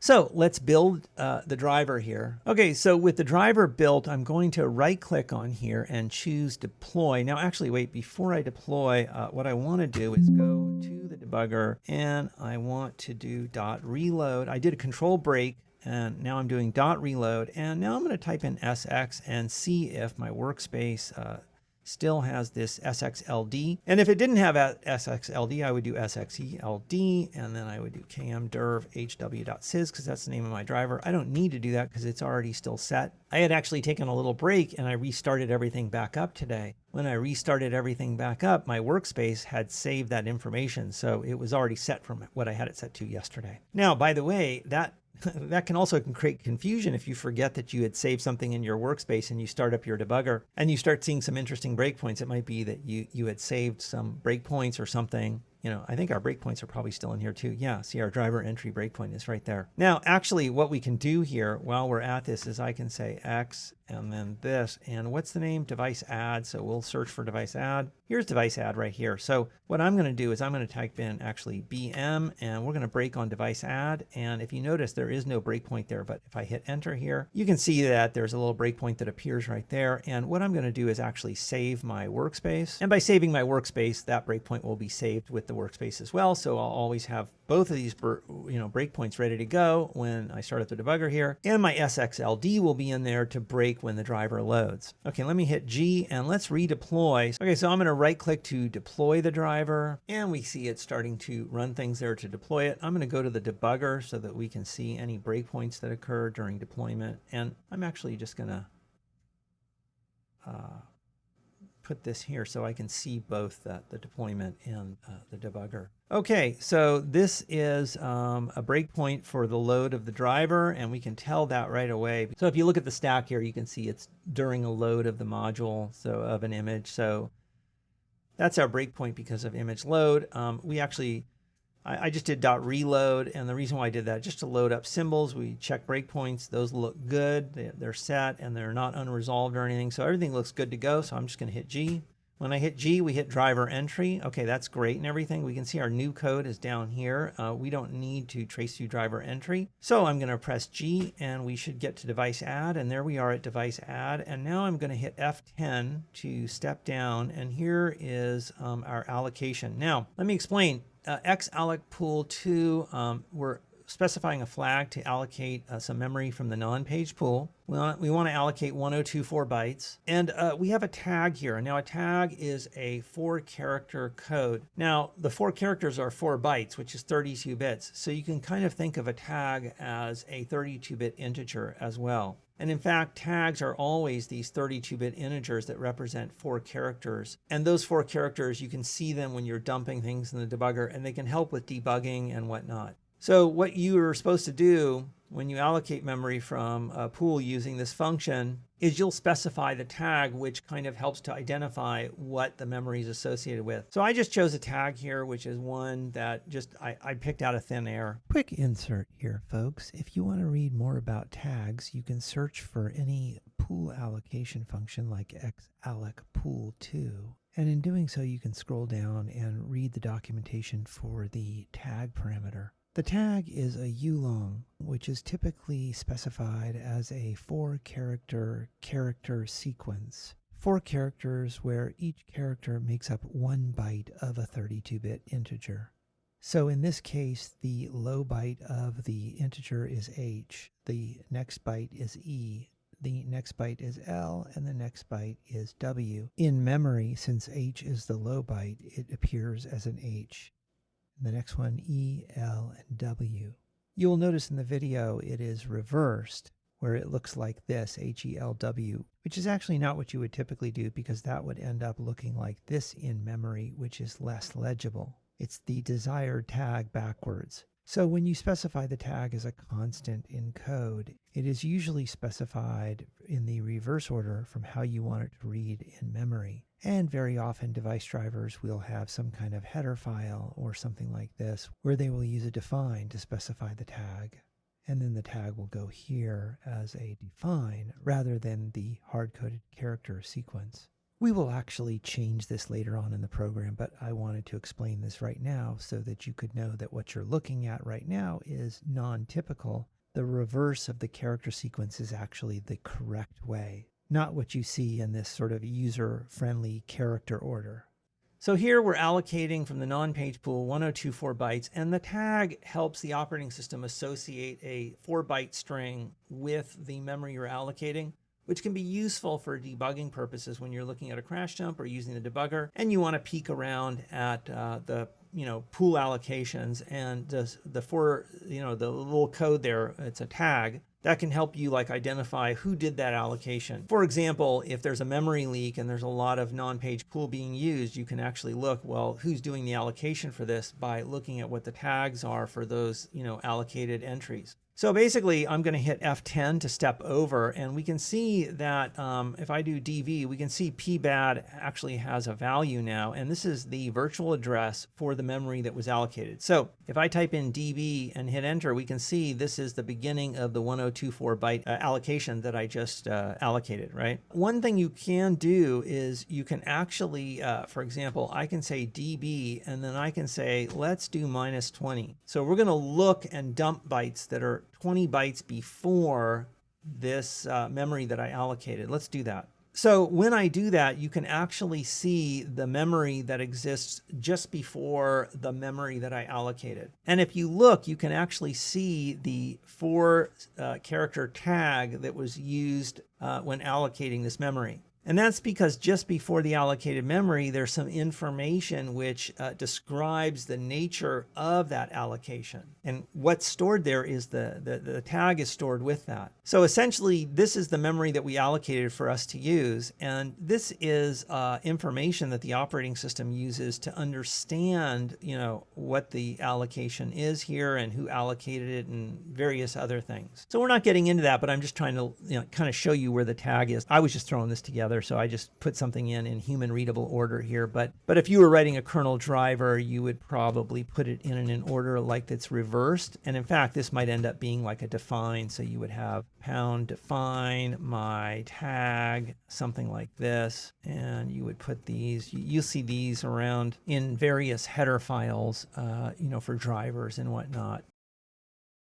You can just say my tag. It doesn't, I'm just kind of showing you that as a side thing there, right? So we could actually, rebuild this and we would see that the tag would be more legible. We can do that, but let's actually continue forward. I love going down these tangents. Okay, so I'm going to hit F10 to trace over this pbad thing. And what we're going to do is dump the memory, and we can see that the character that I wrote to that memory location is shown here. Terrific. Let's go past this debug output statement. We don't really need to concern ourselves with that. All right, so now we're at the API call that's going to free that block of memory. So now I'm going to just trace over that memory, that call there to free the memory. So pbad is now no longer logically valid, but let's actually dump the memory address for pbad. And we can see that the block is still there and the character A is still there and everything is, looks like nothing has changed. And that's what I mean. Like logically, we know the rules are we're not supposed to be writing to that. We don't own that memory anymore. But since we're in the kernel and, memory is just kind of visible, all the memory is kind of visible to anybody participating in the kernel, like all the drivers, the kernel, everything. Basically, there's nothing to prevent us, from using something after we free it. We can if we want to. It's not really recommended for various reasons. I'm sure many of you already know. If you free something, that's the protocol. You freed it. It's not meant for you to use. What I'm trying to show you here, though, is physically this memory is still valid memory. This is a non-page pool address. It's a non-page pool virtual address, and it's backed by physical memory, and the physical memory still even has our character shown there. And so there's no big deal here. It's still there physically. And what I'm going to show is I'm going to write to that memory location. So let's just do a step. I step over that, and if I actually dump this out here, you can see that the character B has been written there. And so what we've just done is we've written to memory that's logically or physically valid, but logically we've broken the rules by writing to it. But notice there's no exceptions. If I just hit G here, things will continue forward, and there's no errors, there's no bug checks or anything like that. So basically the processor didn't detect any problems, and the operating system didn't detect any problems. And that's because logically, when we freed that block of memory,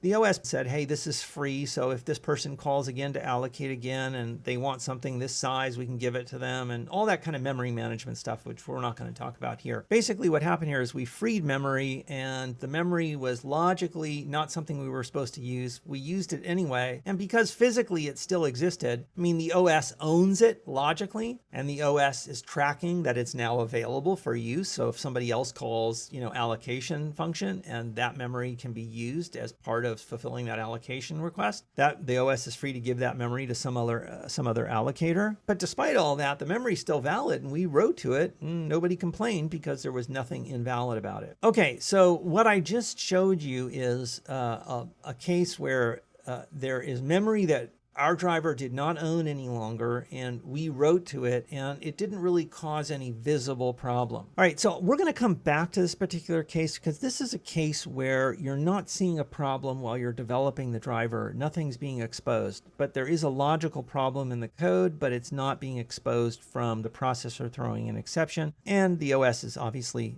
because that's not happening with the processor, the OS is unaware of it as well. So we have a logic problem here in the code, and yet we're not detecting it. This can also happen when you're doing pointer arithmetic in a non-page pool memory, just as with any memory. So it doesn't really matter that it's non-paged versus paged. With any memory, if you're traversing that memory with a pointer and you do something with arithmetic or something in the memory where you end up pointing to something that you don't expect, that's not really desirable, and that can lead to problems. If you actually do arithmetic that ends up pointing to something invalid, that can cause an exception to be thrown. So we're going to come back to this case to discuss how we can detect this, even though it wasn't detected right now. There are certain tools that can help us detect this. Just keep this in the back of your mind. We're going to come right back to this. What we're going to do now, though, is we're going to modify this code here to create a situation where we actually access a virtual address range in the non-page pool, which doesn't have any memory backing it. And that will cause an exception. And that's the main thing we want to show here. But I kind of wanted to show this up front to show that there are cases where you can access memory that is logically not valid, something that we shouldn't be touching, but we can actually go and write something to that location and nothing will be detected. So that's one case. And we're going to come back to show how we can detect this. Okay, so the next thing I'm going to do is I'm going to run that again by using deploy. I'm going to go over here to the debugger, module load breakpoint. I'm going to do .reload, and I'm going to hit G. So now we're here at DriverEntry, so I'm going to hit F5, and that will hit breakpoint 1, and I'm just going to hit F10 to step down to this code where we allocate this,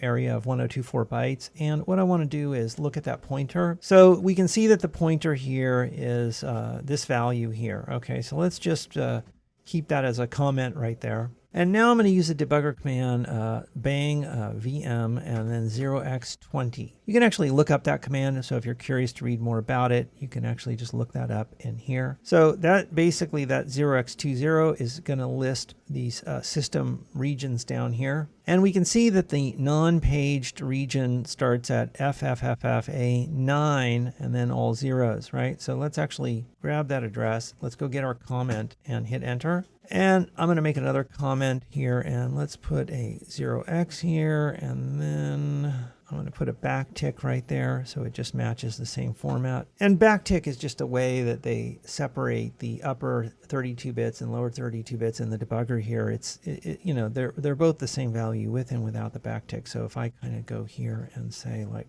question mark with the backtick, you can see the expression evaluates to that. And then if I remove the backtick, same exact thing. Comments there. Where are the two comments? There's that one and this one. Oh wait, hold on. Excuse me. Okay, hold on. CLS. We want a comment. We want that comment and that comment. Okay, so this is the pointer of pbad. That's our allocation. And I need to actually. Okay, sorry. I need to bring back VM. Let's go bring back VM. 0x20. It gives us this list. Let's go put the start address there, and then let's get our allocation. All right, so we can see that the non-page virtual address range starts here, and it goes for this length right here in bytes. We can see here that this is the start address, and we can see that the first part here matches our allocation. So we can tell that our allocation right here, this is the offset within that range where our allocation is located. Now, let me take the start of the non-page pool, right? And let me actually do let me do a dB of our allocated area, right? So there's our allocated area. And in fact, let me do a F10, or you can do P to step one line here. So I stepped one line so that pbad just was assigned the A value. Now let's do a dB. And we can see that the A value is right there at the start of pbad right there. Oh, and by the way, I actually updated this tag, right? We updated that tag, my tag. So it's in reverse order here, which basically means it's going to appear the opposite way in memory. So if we actually go here, just really quick, this is a little segue. Let's actually do -10 for 16, -16. And we can see our tag shows up in memory in a way that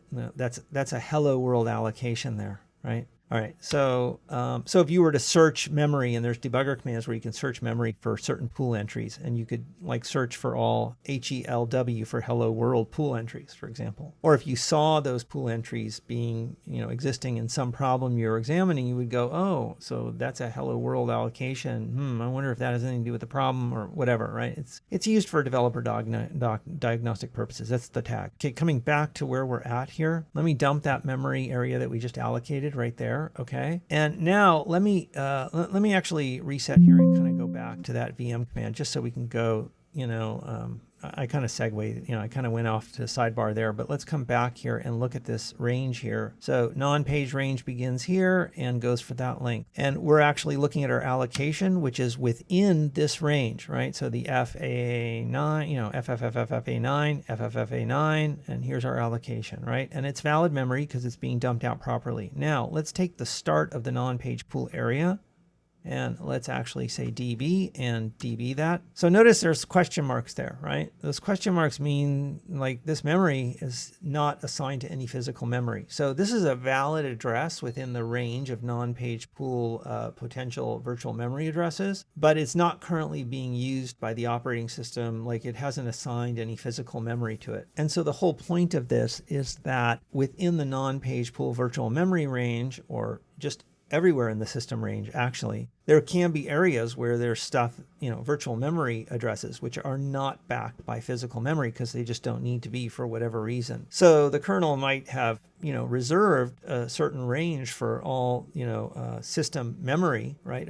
Certain, virtual ranges, but it doesn't mean that those virtual ranges are necessarily valid or backed by physical RAM. So the OS will do that for various reasons. Part of it is sort of organization. We're going to put this here. We're going to put that there, which is kind of like why you see when you do VM 0x20, you can kind of see some of the arrangement here. So you can see the kernel puts system PTEs here. Those are page table entries. That actually relates to memory management. PTEs relate to how the operating system and the processor will translate a virtual memory address into a physical address. We might touch on this a little bit in here, but it'll be very high level and kind of brief like this. So what we know is within this non-page pool area that we've, our allocation, think of it as kind of in the middle. I mean, I don't know if it's exactly in the middle, right? But it's located, where's our allocation? Here's our allocation. So it's located at, so A9, this is the beginning of it, and our allocation's at 0F. So it's kind of actually near the beginning when you think about it. Now we could actually do an experiment. We could actually take this non-page pool area here, and we could actually say, I don't know, we could say DB. We already know the start of it is invalid, right? But we could take our address, which is sort of, kind of near the beginning, and we could actually, let's just dump that out. Okay, there it is. Now, what I'm going to do is I'm just going to insert a 1 here after the 9. That's like really far away from where our allocation is, right? So let's just see what happens when we dump that. And we can see that's invalid memory, right? If I dump our allocation and add this long number here, we get to the same area that we did up here, which is this one right here. That's the same area because I just added 1 to it, right? I just put a 1 there. I typed in a 1, which is the same as adding this value. So let's actually do the evaluator here. This will show us the decimal value for this. Let's actually kind of see what this is. So we'll put a comma here because I'm a human and I like these commas. And what we have are, this is megabytes and this is gigabytes. So we just went 68 gigabytes past our little small 1024 allocation. And while the kernel has reserved that virtual memory address, in effect, it has that whole range, reserved for non-page memory, it isn't using that whole range. In fact, we might want to go to where our VM command is. And let's get this range here and kind of, let's actually do a question mark. And let's actually see what this value is here, right? So this value, which is the theoretical, sort of amount of non-page memory. If I'm not mistaken, I think that's terabytes.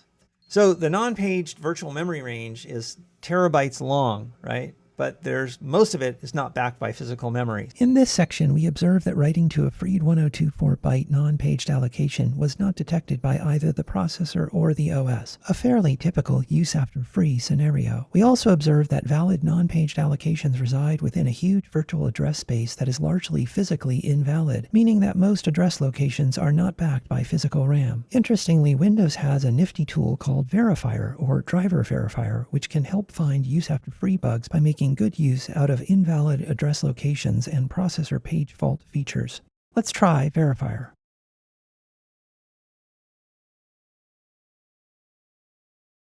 Okay, so far we created initially an allocation where after we deallocated the memory, I showed how we could read and write to that memory even though it was not ours anymore. But because the memory was physically still good memory, even though our driver didn't own it, our reading and writing to it didn't cause any particular problem there. Other than logically we did the wrong thing. And to the extent we were writing something bad to memory that was owned by something else, that action could very well create instability in the system. It would be instability that probably wouldn't be detected right away, but maybe later when that memory is accessed by whatever actually happens to own it. But the question is, how can we actually detect that kind of problem when it's not being caught by the processor or the operating system? Well, there's a feature built into Windows that is meant for developers of device drivers, and it can help us actually find things like this. And let's just, as a little bit of extra here, it's somewhat unrelated to the issue, but it could be helpful to know this and interesting to know this. And it's just a good thing to know if you're going to get into device driver development. So this line 70 is actually problematic code. And as we saw earlier,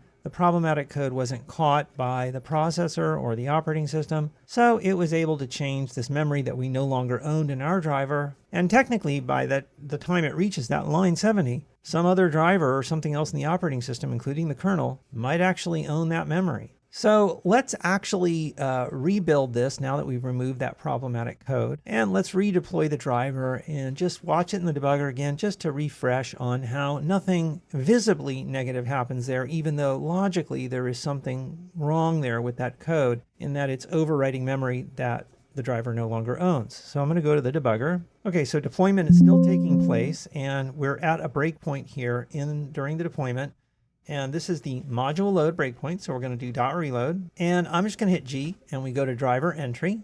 Now, actually, I normally would have checked my breakpoints after doing .reload, but when I'm working iteratively on a problem, I might do that for the initial times or if I'm having some problem with breakpoints. But after a while, once I gain confidence that the thing is working correctly and I have all my breakpoints set correctly, I may not always display the breakpoints after doing .reload. I'll just hit that module load breakpoint, I'll do .reload and G. Okay, so DriverEntry is right here, and we're on this one. I'm going to hit F5 to go to the device add function. And here we are on the device add function, so I'm just going to step down here, and we're going to see that this allocation takes place. So here's this allocation, setting this value A into pbad. Now that's actually a valid setting of that. So let me actually just grab the address for pbad and do a db. And we can see the 41 is there, that's the A, and that's a valid thing. And now we're going to see that we free this memory. So we free pbad. So now at this pbad equals B line, which is line 70, we no longer own the memory address that pbad points to. So pbad still points to this address, but it's no longer ours, yet we still have a pointer sitting around here. So I can do F10 to step, or I can do P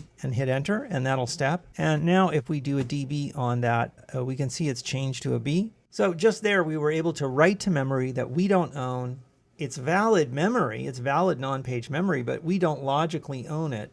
And so by writing to it, we did something that's not correct in terms of system integrity. We shouldn't be doing it. We're not following the rules by doing that. But in this case, unlike invalid non-paged memory or an invalid non-paged virtual memory address that we're reading from, unlike that situation, the processor and the operating system are not going to help us see the problem because they're unaware that it's taken place. Okay, so if I press G and hit enter, the driver gets installed. So we see in Visual Studio the deployment completed, so it was able to install the driver. The driver has a problem in there, but it's not a problem that surfaces anything visible. What can we do? We can go to the test system and we can do Alt-X and then choose to open a terminal in an admin terminal. So I did Alt-X and then I chose terminal admin. And once we get to a command prompt, what I can do is type in verifier and /?, and this is called driver verifier, and it's built into Windows. It's shipped with Windows.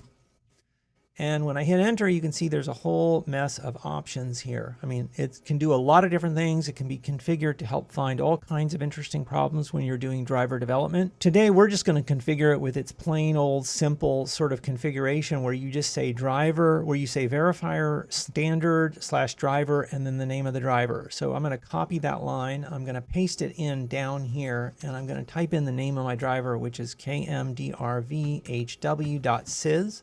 And I'm going to hit enter, and you can see it's showing the things that are set for the driver. So it's going to be checking for all these problems, and it's got some other flags set and whatnot. So what we're going to do is with driver verifier running now and configured, we can see here it tells us to reboot for it to take effect. So what we can do is we can go here and do Alt-X and do restart.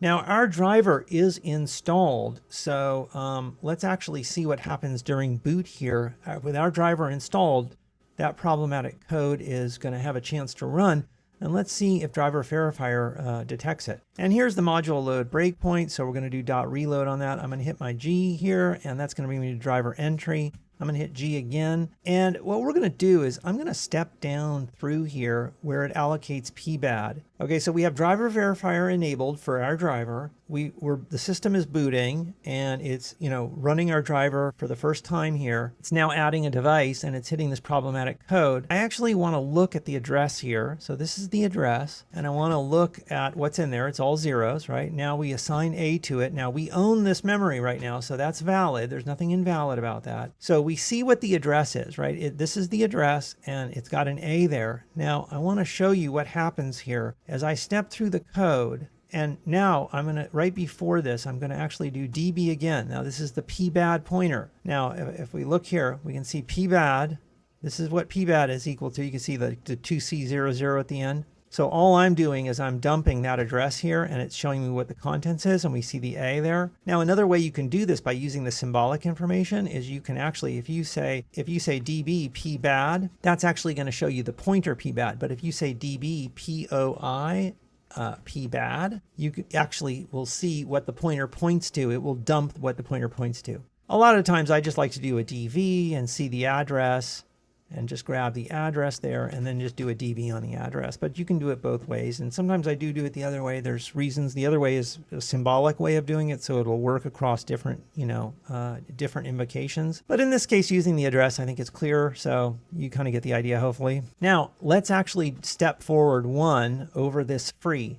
So now we have freed pbad. Now let's dump pbad right away. When we dump pbad, notice how pbad is no longer associated with any kind of physical memory. So what driver verifier has done is, even though this might be a little slower and less efficient, what it's done is we've freed this small block of memory, and what it's decided to do is make that block invalid in order for any read or writes to that block to be detected by the processor and the OS as invalid. So with some of this stuff relating to invalid memory, you may not always have a deterministic failure. You might run a test on something and it may work fine, but then you run it in a particular production environment or something like that, and it behaves a little bit differently because the pressure or the circumstances are different. So in this particular case, though, what driver verifier is doing is it's doing something that wouldn't be done in normal runtime circumstances in order to take advantage of the fact that the processor will throw an exception if there is invalid memory. So it's kind of a nifty way of having the OS and the processor help catch problems when you use memory that you shouldn't be using after the time when you free it. Even though this way of doing things may not be efficient for normal runtime circumstances, it's a beautiful thing that you can use, while you're doing development or in your testing environment and that kind of thing. So we see that immediately it's bad. So what's going to happen now if I trace over this next statement? I mean, right away, all I have to do is do P and hit enter, and it's just going to hit the bug check right away because the memory is not valid. And we know that when it's invalid, it's going to cause the processor not to be able to satisfy a read. That's going to cause the processor to throw an exception. The kernel is going to handle the exception, and the kernel is going to say this is a non-paged virtual memory address range, and it's not valid, so I'm going to throw this bug check, page fault in non-paged area. And that's what it does. That's what it's done here. So I'm going to hit G to run this and continue this. And there we go. And it's going to go and it's going to write the crash dump there, and it's going to got the blue screen. And then we get to this breakpoint that it won't go past. And then I just do a .reboot, and we kind of get in that rinse and repeat loop again. But then we went back to that code that's problematic, but it's not detected by any kind of exceptions because the memory wasn't physically invalid. And we enabled verifier, and by enabling verifier, verifier helped us to force the memory to become invalid after we'd free it, as a way of helping us to find problems when we're in the development cycle with our driver. You would never be running verifier on a production system, typically. I have never really heard of that or seen that. I'd imagine maybe somebody might do that in a lab environment using a release system, so to speak, in a lab that's not really part of production in order to maybe find some difficult problem. But I've never really heard of verifier running, in a real production environment. And again, that's kind of like enabling a debugger, and it's not something you generally do in a production environment. So we're back here though with this same, issue here. If I click restore, it's not going to be able to restore. I probably should have just canceled there. So after this fails, it's going to reboot, and it's going to hit the same problem again because verifier is enabled. And we have to finish the reboot in order to disable verifier. So what we're going to do to get past the problem is I'm just going to skip over the problematic code during boot so that we can get to the desktop. Okay, so it couldn't repair. Let's go to advanced options. Let's go to continue. This is going to reboot here.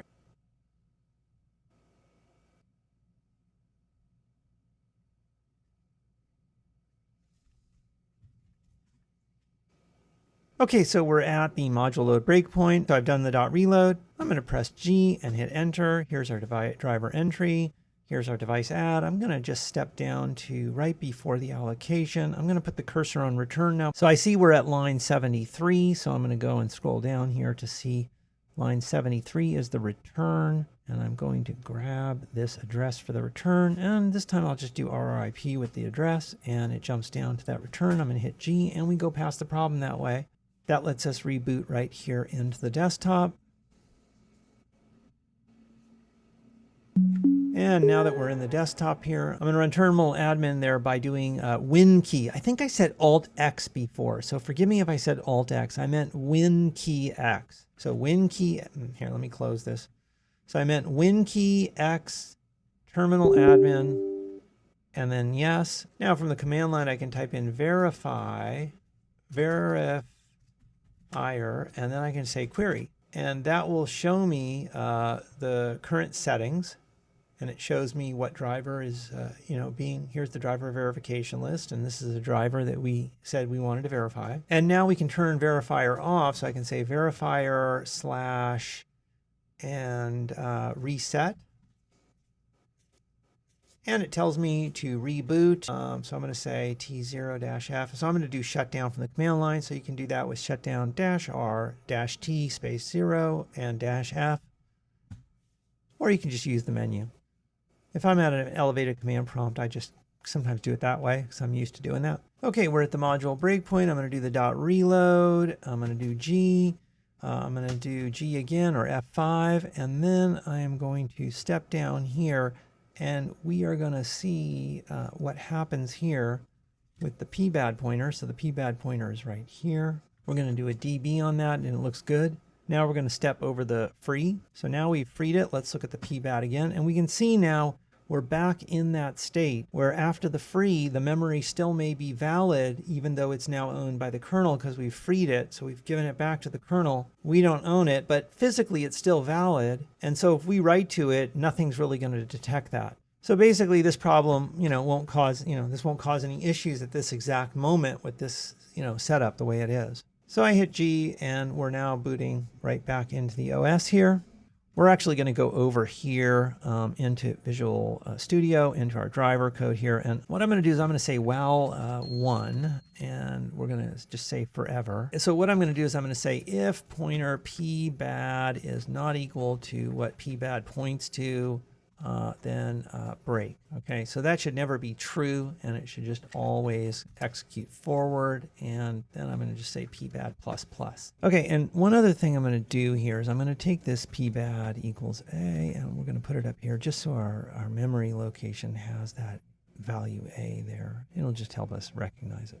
Hi folks, quick insert here. If you're following along, instead of using this code, which I kind of threw together quickly, this actually will work most of the time, but technically speaking, this could end up evaluating to true if there was a modification to the value at this address between this read sampling and this read sampling. So instead of using this code, if you're following along, use this simple one-liner here, which will always be false. And therefore, with certainty, it will keep walking forward until encountering an invalid non-paged address.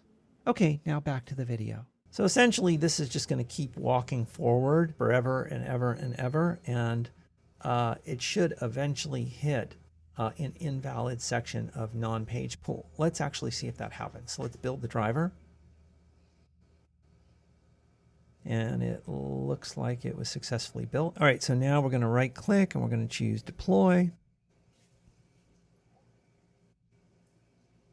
And I'm going to bring over the debugger here so we can just keep an eye on both the debugger and deployment down here.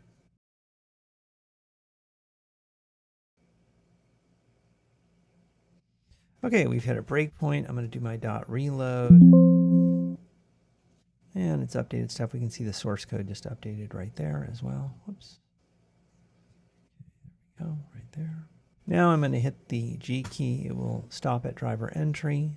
And now I'm going to hit G again. We're in device add. And then we get down here. Here's our pbad. And let's actually grab the pbad value. That's pbad. And if we db pbad, we can see it's that. And now let's hit G. And when we hit G, we can see that we've hit a bug check 50. And if we go over here to the documentation, we see bug check 50 is page fault in non-paged area. And if we go back over to the debugger, we can see here that we've hit this page fault in non-paged area. Here are the 4 parameters for the bug check. And one thing you can do when there's a bug check is you can do something called bang analyze, which is exclamation analyze and then -v. And this will actually show us information about the bug check. So if we go to the top here, it's interpreting the code. So it's saying page fault in non-paged area. It's code 50. And here are the 4 parameters. They call them args here. So argument 1 is that, and so on and so forth. So by looking at these arguments, we can see the second argument is 0, 0. It says this was a fault due to a non-present PTE. And we can see what memory was accessed there. So let's actually recall our command line that has our pbad pointer. There's our pbad pointer right there. So let's actually, let me save that again. And then let me actually say db and our pbad area, and we can see it's still there and has the letter A. Now let's go up here to the top of the bang analyze. And we can see here it tells us what memory was referenced and what code was performing the reference. So this was the memory that was referenced. Let's actually copy that and bring it down to the command line. So I'm going to put that right there. And so we have both of these. Whoops, excuse me. We have, there's our pbad, and then this is the memory that was referenced that caused a problem just now. Okay, so what we can do is let's just grab this value here for a second, and let's put $sign this. And then I'm going to grab the problem value and put this next to it. And let's just put these in a similar format so that we can compare them. So we can see these two values are almost identical except for the last part here, and we can see the difference between the failing address. So we can actually say question mark, there's the failing address, subtract that from our pbad address. And then if I hit enter, we can see that basically about 35K following our allocation, there was invalid memory. All right, so let's take the pbad address, just dump it out for contextual purposes. So you see that this address here, which is what our pbad was, has that A there. So that's the valid memory that we had allocated. And then this loop here, right here, was, going forward 1 byte at a time, doing a read on each of those bytes as it was going forward. And it did that until it encountered an invalid, a location that it could not read. So the location it encountered was this location. We got this from the bang analyze. And so if we pop this in and we type in db, we can actually see that question marks come up. And these question marks indicate that, it's invalid memory. Now, if I take this command and I subtract just simply something like 16, we can see that the memory immediately before the failing read was this byte right here, this one right here, right? Where the question marks are that I've highlighted. The processor could not read that particular byte, so it caused an exception to happen, and the operating system handled the exception, which ultimately led to the bug check. And we can also see in the debugger command when we dump that memory immediately preceding the failing block that it actually is valid and it returns valid bytes. Okay, so let's go back to the bang analyze. We're still in the context where the bug check has occurred. So we're in a state right now where the system is bug checked. Now you'll notice there's no blue screen, right? Why is there no blue screen? Well, that's because the debugger stopped everything right when there was this bug check. Because when you're using the kernel debugger and you hit a bug check, it doesn't blue screen right away. It'll stop in the debugger and it'll let you look around and all that kind of stuff.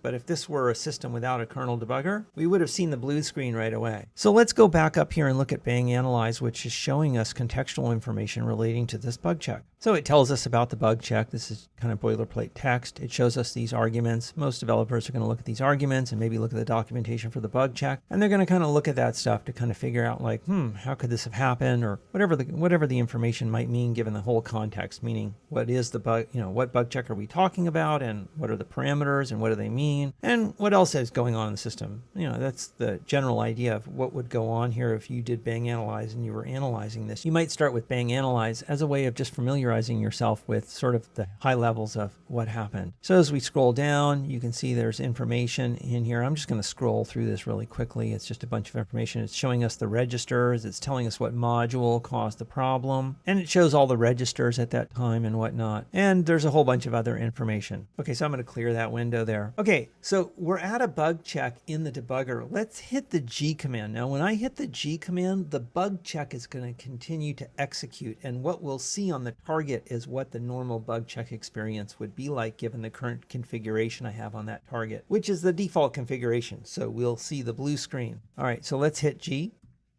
and hit enter. And when we do that, there goes our bug check screen, and we see it saving to a crash dump file. We can also see it indicates page fault in non-paged area. And now that it's done that, the debugger now is in a debug break status. So it has stopped in the debugger here. And pretty much if I try to do G here, the debugger is not going to move forward. It's basically going to stop in the debugger here because we have the debugger connected. So it's not going to do the full thing of rebooting or anything like that. Now in the debugger, I can type in .reboot. And that's going to cause the system to reboot. We see the recovery options. So I can go over here and just say, well, restart my PC.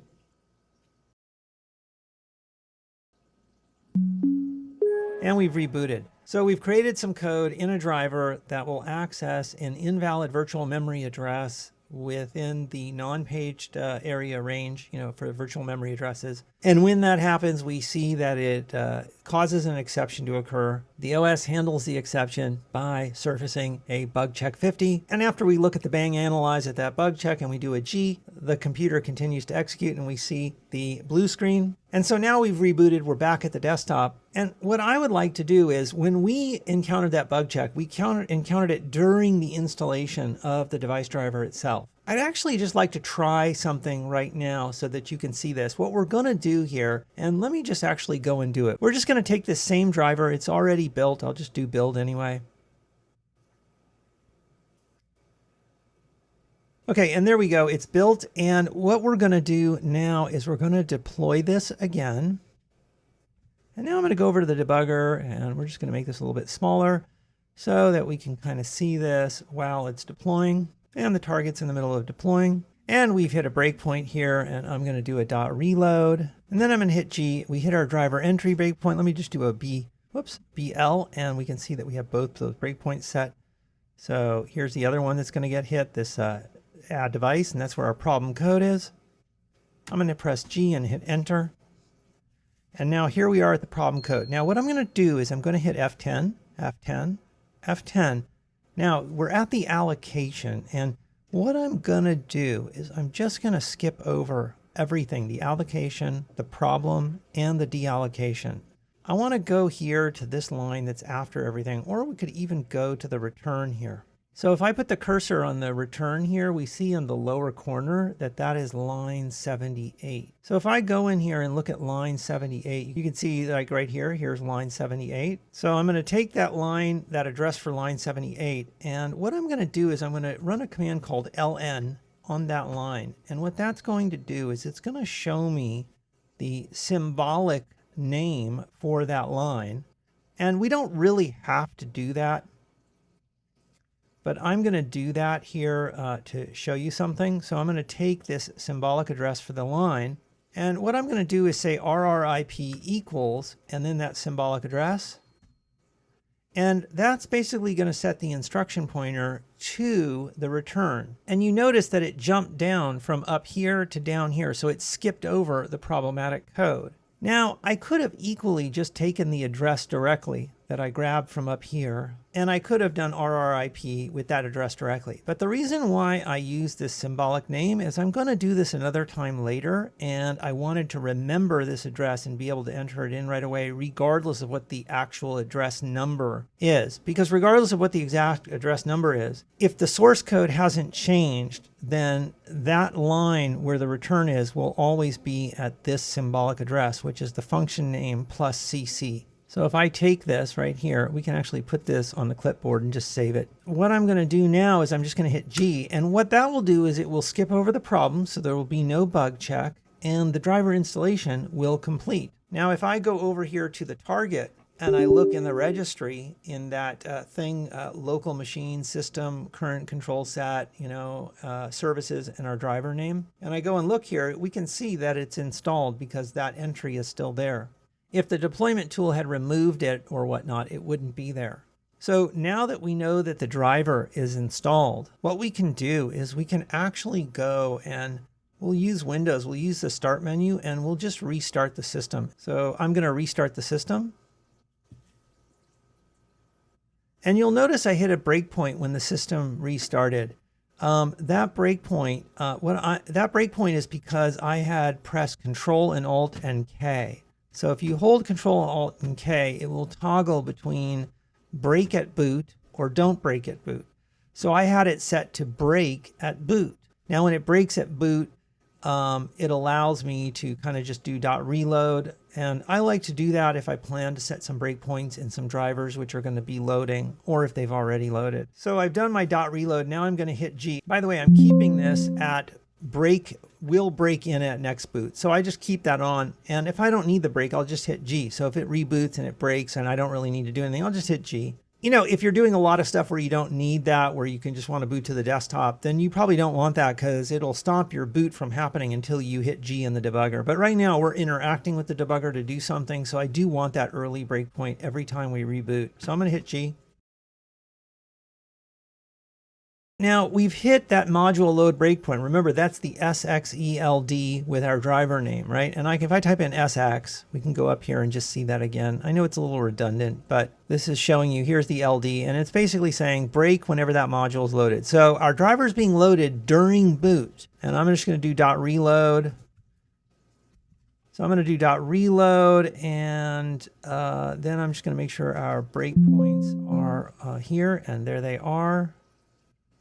Yep, they're right there. Okay, so we're going to hit G. And now here's driver entry. So I'm going to hit G again. And now I'm just going to hit G and let the problematic code execute and hit that BSOD during boot. And let's watch what happens. So I'm going to hit G. We hit the BSOD because you can see it gets hit in the debugger. Now I'm going to hit G again to let it continue to go forward. We see that the blue screen is running here, and it's doing the write of the crash dump. And now I'm going to do a dot reboot here to reboot the system. What we're going to see here is this is going to reboot. Okay, so I'm actually just going to hit G now. I'm not even going to do .reload. I'm just going to hit G to go past that breakpoint. That's that boot breakpoint. And then the next one should be the module load breakpoint. I'm just going to hit G on that. I'm not going to do a .reload. If I don't do .reload, it may not detect that my breakpoints are relevant here. It really depends. Let me actually do this. It sometimes won't catch those unless I do .reload. That's why I do .reload when I want my breakpoints to kind of be active. I hit G. Yeah, we didn't hit the breakpoints. We went right to the problem. And now we've hit that again. I'm going to hit G again. We get the blue screen. So we are now in a boot loop. So I'm going to do .reboot again. And what we're going to see is if reboot fails a couple of times, you know, then it's going to go into this automatic recovery thing. So we're going to watch as this goes on here. So now it's preparing for automatic repair. So the problem here is we have a device driver that quite deterministically, every time it's loaded, is going to hit some problem where it's accessing an invalid non-paged memory address. And that's causing this bug check occur. And the driver is not being uninstalled magically just because that error occurs. So when that error occurs and then the system reboots, the driver is just going to reload and hit the same problem again. And that can create this kind of boot loop. Windows couldn't be repaired, and we can actually say restore your PC to an earlier point in time when it worked. It actually say cancel. We do have an earlier point in time, possibly. Let's actually see if that includes not having the driver installed. Okay, so it says automatic repair couldn't do anything, and now the only options we have are to shut down or advanced options. If we go to advanced options, I can say continue. If I do continue, it's just going to end up, well, here's my early breakpoint, so we can actually go here and just do, actually, we don't need that early breakpoint, so I'm going to disable that with Control, Alt, and K to disable that, so it won't break in every time in that early boot, but it will break at the image load. So when the image load comes up, it's going to break. And here's the image load break. Now, if I do .reload, it's going to activate our breakpoints because the symbols will be there and it'll be able to resolve those breakpoints, but we're not going to do that. This time, we're just going to hit G. And we hit the BSOD again. I'm going to hit G again to let the bug check code execute, or the blue screen code, I should say. And that finishes executing. So we'll do a reboot.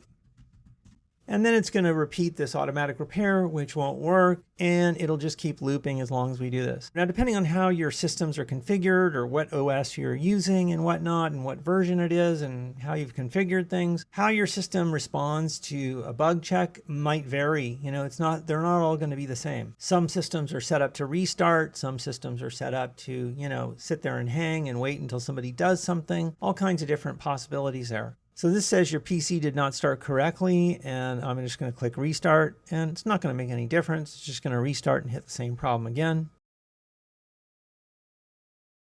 And here we are at the image load. Notice that early boot breakpoint didn't hit because we had disabled that feature of the debugger, but the image load breakpoint is still in place. I could actually remove that, and we would just see it reboot and go right to the crash and whatnot. But because we have the debugger connected, the bug check is always going to cause the debugger to break. So we're at image load. I'm going to hit this, and we're running, and we hit the BSOD again. So we're going to go and run this, and we hit the blue screen. It's going to write the crash dump. And now we're at that breakpoint where it just doesn't move past it. So we're going to just do reboot, and it's rinse and repeat.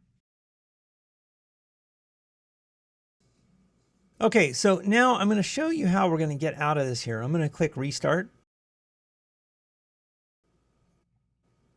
Okay, we're at the module load breakpoint. So I'm going to do .reload BL, make sure those breakpoints are active, and they are active and set up. I'm going to hit G. We're at DriverEntry. I'm going to hit G again, and now we're at the device add. And what we're going to do now is I'm going to step in here, F10, F10, F10. Right here on the allocate before it occurs. And then what I'm going to do is I'm going to look for that command where I did the rrip.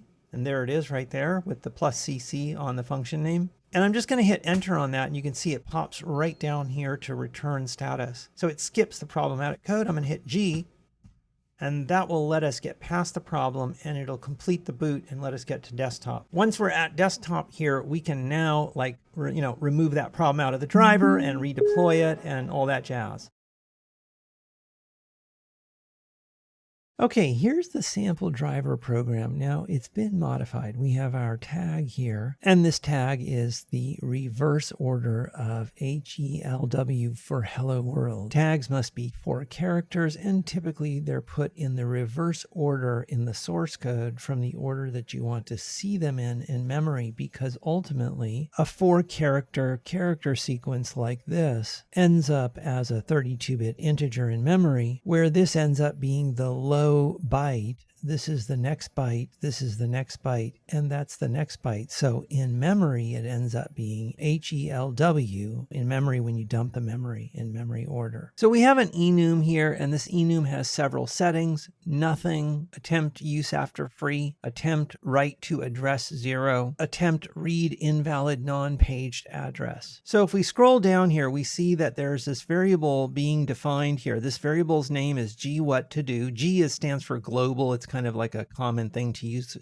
prefix a variable that's global. That's done in some circumstances. I'm just doing it here. So we have this variable gwhatToDo, and the type of the variable is what to do, that enum. And it can have any of those settings. It defaults to having a setting of nothing, which means it's not going to do anything. That's the implication anyway. We have to actually look at the code to see how the code uses this variable. Now, if we go down into the device add function here, the device add function has the usual stuff that we added earlier. Basically, there's a try block here, and it begins with a brace, and then it ends down here with this brace here. And in fact, I can actually put here end try block right there, just so it's clear. If any exception eligible for structured exception handling occurs during the try block, the except filter expression will be evaluated. The except filter expression is down here right after the try block. And what structured exception handling does is it looks at what this filter expression evaluates to. It can evaluate to a number of different values, like here's one value that says execute handler. This is the exception handler. So what this except filter expression is doing is it's making it so no matter what exception occurs in the try block up here, this except handler will execute. Now, generally speaking, you wouldn't really create an except handler that would handle all exceptions and then have an except block which effectively ignores the exception. So really what this is doing is catching any exception, and it's basically ignoring any exception that it does catch. That would generally be a bad practice. You really wouldn't want to catch any exceptions unless you do so with purpose and specificity. So for example, if I replace the filter expression with something that's a little bit more typical, for example this. Now this filter expression will get the exception code that indicates what exception occurred in the try block. If the exception that occurred in the try block was an access violation, then the handler here will execute. For any other exception code, the except filter expression evaluates to exception continue search.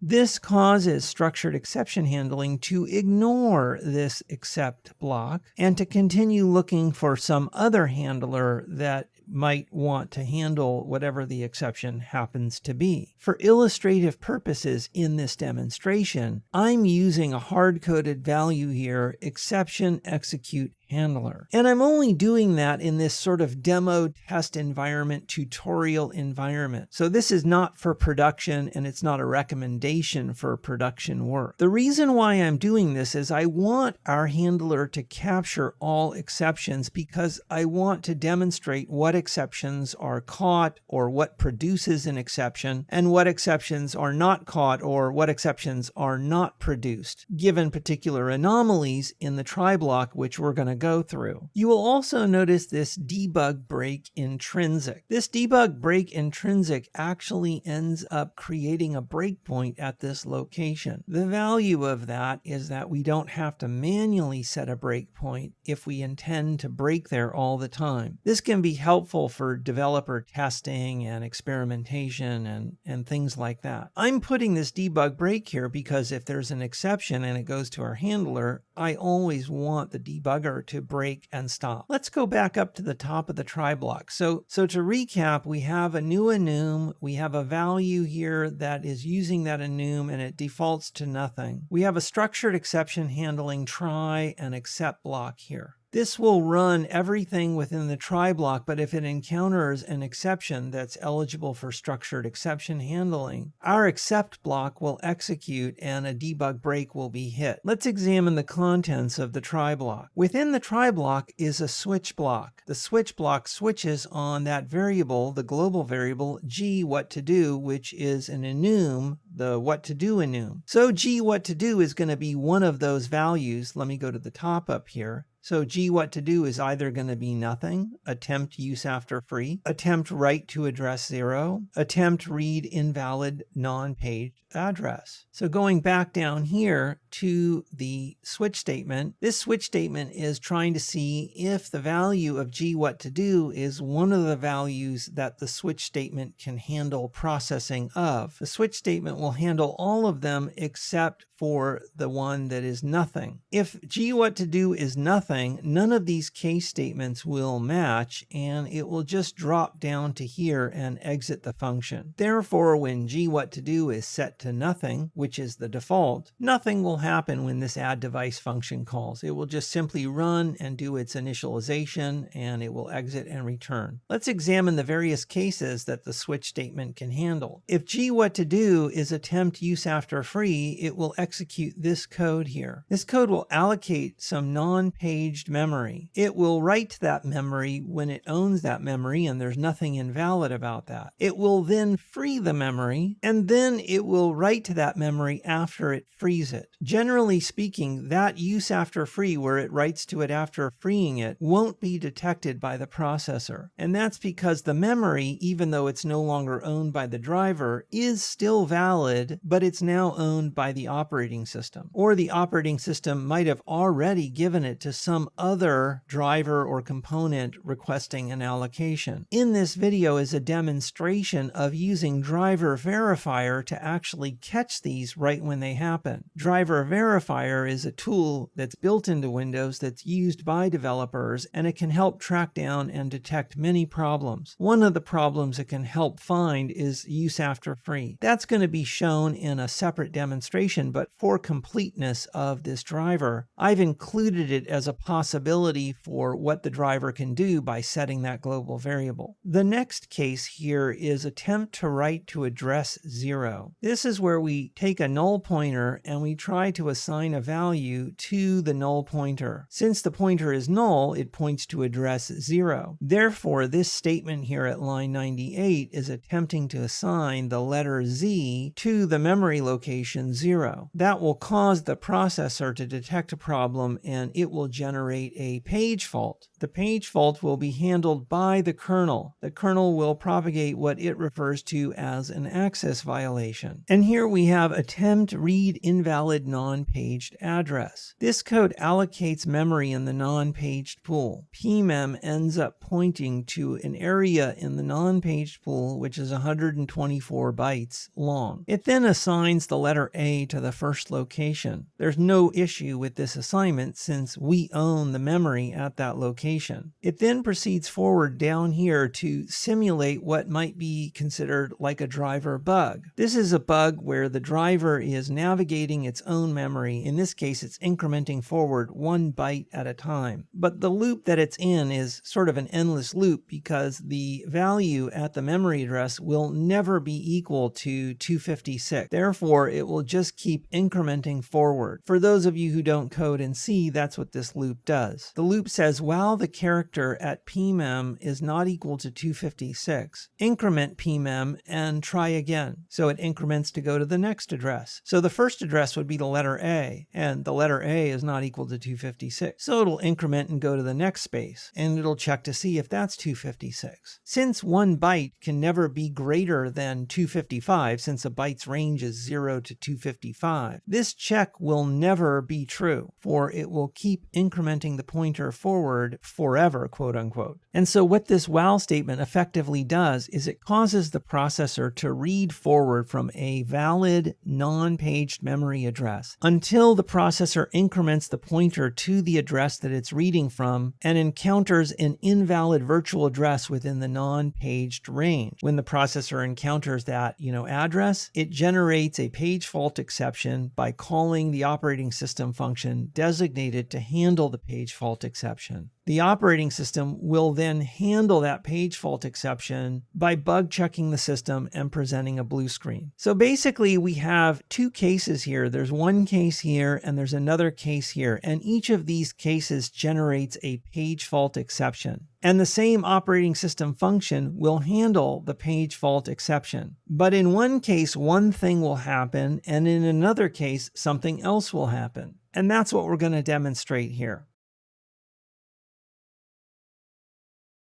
So I'm going to build the driver, and it looks like it's built. Now I'm going to go over to the debugger and I'm going to break the debugger, and it's prompting me because it detected some source code updates. I'm actually going to do a .cls, a .reload. I'm going to do a BL to see if I have breakpoints ready to go. I do. I'm going to type in SX to see if my SXELD breakpoint is present. And sure enough, my SXLD breakpoint is present. If it was not present, I would type in SXELD KM derv hw.sys and enter. And then I would type SX enter to verify that it was set properly. And we see that it's set properly. And there's no issue with just setting it without even checking it. That's okay as well too. I'm now going to press G and enter. I'm going to go back to Visual Studio and I'm going to instruct it to deploy the driver. I'm going to go to the debugger while the driver is being deployed so I can wait for that module load breakpoint. Okay, we're at a break. It looks like it might be the module load breakpoint. I'll do K to see the stack, and I see load system image in the stack. That's usually a sign that that SXELD breakpoint was hit. When I hit the module breakpoint, I do .reload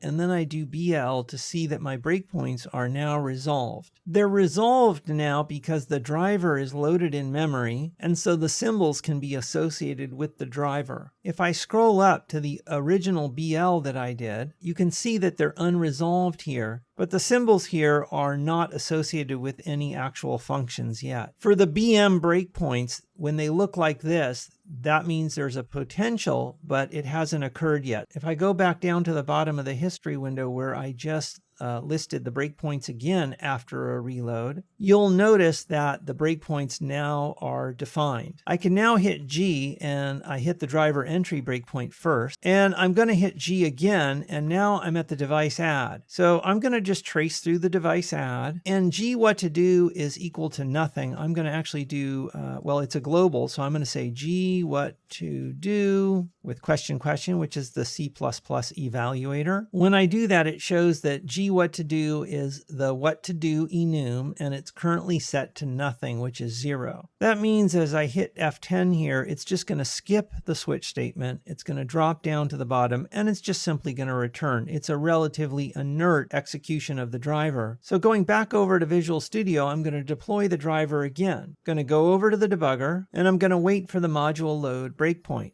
And here's the module load breakpoint. I'll just do .reload and G. The debugger is busy, so it's not running my command yet. As soon as it's finished, it will run that G command that I already entered. And it ran it, and I'm at driver entry. I'm going to do G again. And now I'm at device add. So this time, what I want to do is run that access violation. So what I'm going to do is question, G what to do. We see it's nothing. And then I'm going to say question, G what to do equals 1. That's the attempt use after free. That's actually not the one I want. So I'm going to put 2, and 2 is the attempt to write to address 0. That is the one that I want. And what I'm going to do is I'm going to trace down into here, and we'll see at the switch statement, it should go to the right case statement, which is this one. This is going to set up a null pointer, and it's going to try to assign Z to the address 0. So I'm just going to hit F5, or I can enter G down here to go, and let's see what happens. And you can see that the operating system caused our accept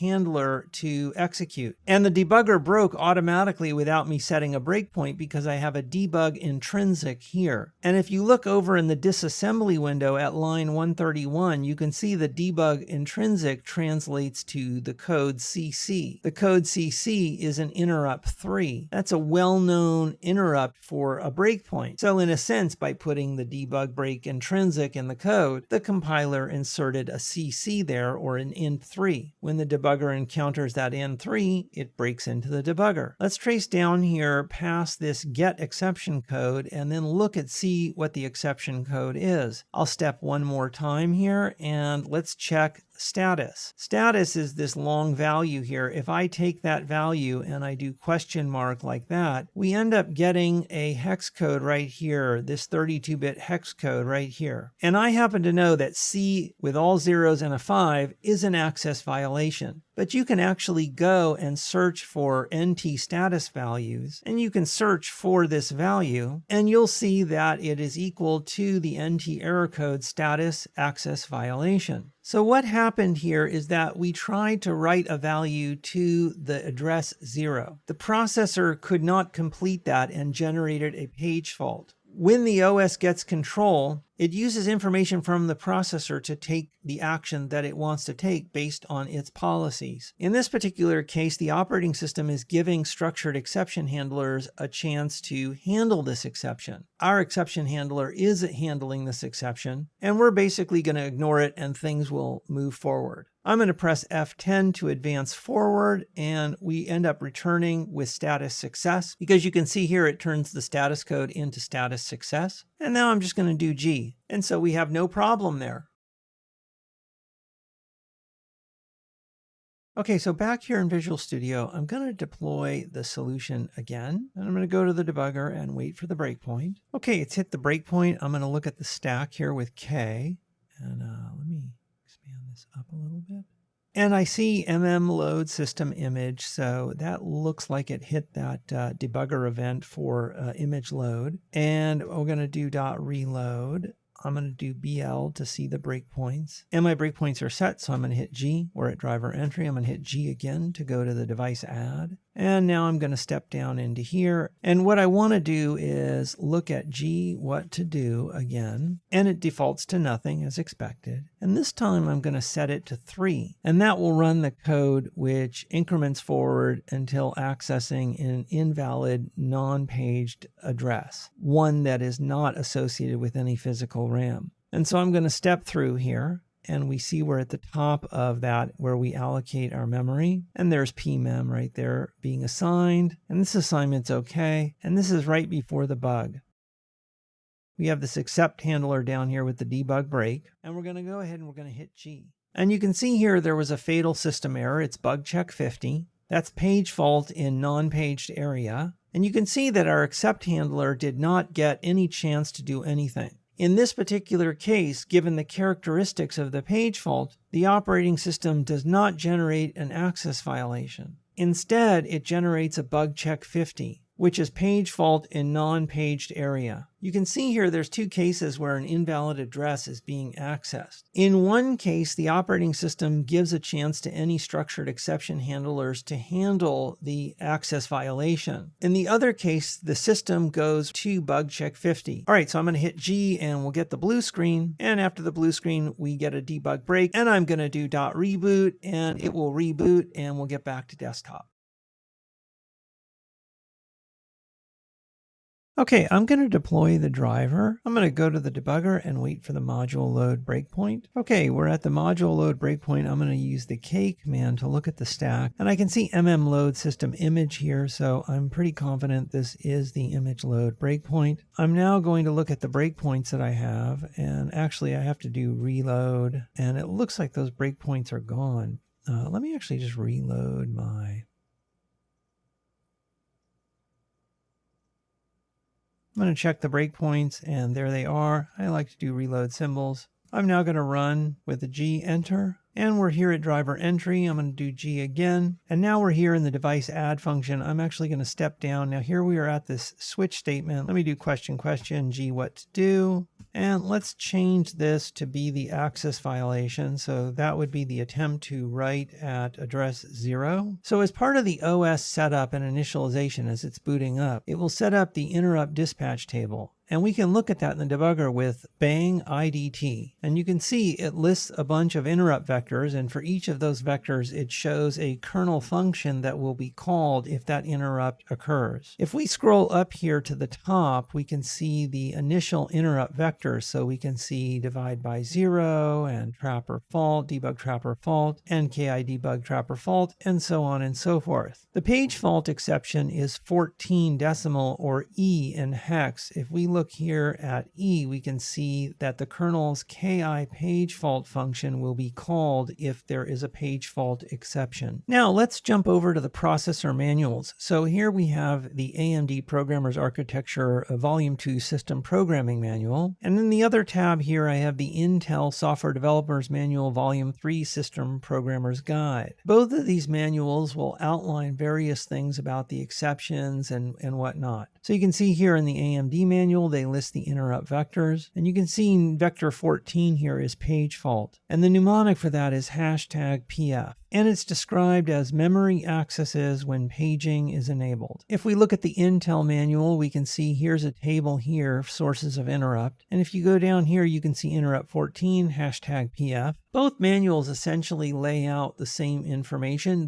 Each one has a section on interrupts and exceptions, so you could actually even read those from the beginning. So let's look here at this vector table. Notice vector 0 is divide by 0 error. If I go over to the debugger where we have the IDT listed here, we can see 0 is divide by 0. We see the next one is the debug trapper fault. Let's go back over here. We can see that 1 is the debug vector. So we can see a correspondence here between this vector table and what bang IDT lists here in the debugger. So you can see here for the page fault exception, they describe what that exception is. They tell us essentially that the CR2 register will contain the address relating to the page fault. For like an access violation or where we read and write to an invalid memory location, the CR2 register will contain whatever that location is. And then there will also be an error code that will be passed on the exception stack, and we're going to go over that in a second. If I go over to the Intel manual, you can kind of see the same information here. So in the AMD manual, here's the description for PF, or page fault exception, and they basically describe various things about it. The CR2 will contain the address that caused the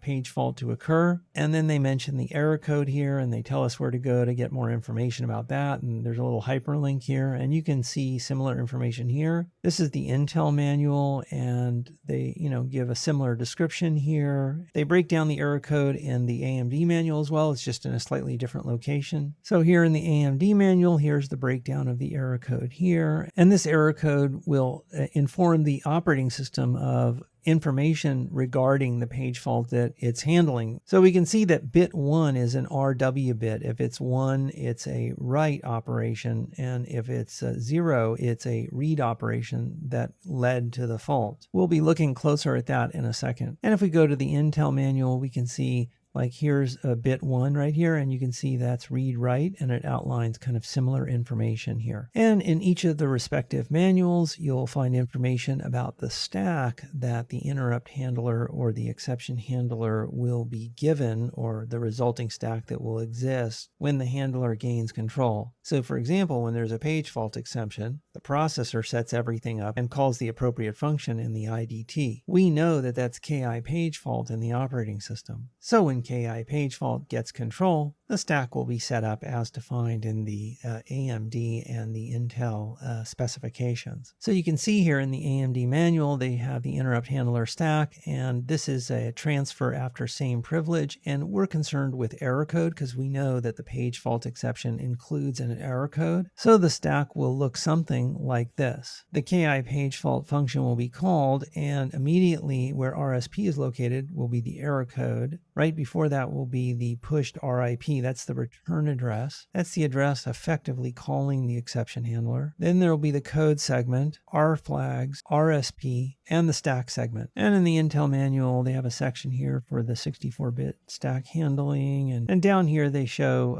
a diagram. Now that we're armed with a little bit of information from the processor manuals, let's go back over to the debugger here. I'm going to press G to start. So we hit the exception handler here because we tried to write to address 0. So I'm just going to hit G to go past that. Okay, so I'm going to deploy the solution. I'm going to go over to the debugger and wait for the module load event /breakpoint. And this is probably the module load breakpoint. Yep, we have our load system image there. I'll do a .reload, and let's look at those breakpoints. They look good to me. We're at DriverEntry. We're now at the add device function here. And now I'm going to hit F10 to go down to our switch statement. And I'm then going to do question, which is the C++ evaluator. And I'm going to type in what to do. What to do. Oh, I have P what to do. Let me put in G what to do. And it's currently 0. Let's set it to 2, which is the attempt to write to address 0. Okay, so now I'm going to hit F10 and we jump down to this case here. Now, this is going to attempt to write the letter Z to address 0. The processor is going to see that that's not a legal operation. So when this code attempts to write to address 0, the processor is going to see that that's an invalid write. It's going to store the address that's causing the failure, which in this case would be address 0. It's going to store that address into the CR2 register. We know that because if we look at the processor manual here, it says page fault exception, and it tells us down here that the CR2 register will contain the virtual address that caused the page fault. After the processor sets up CR2, it will also set up the stack,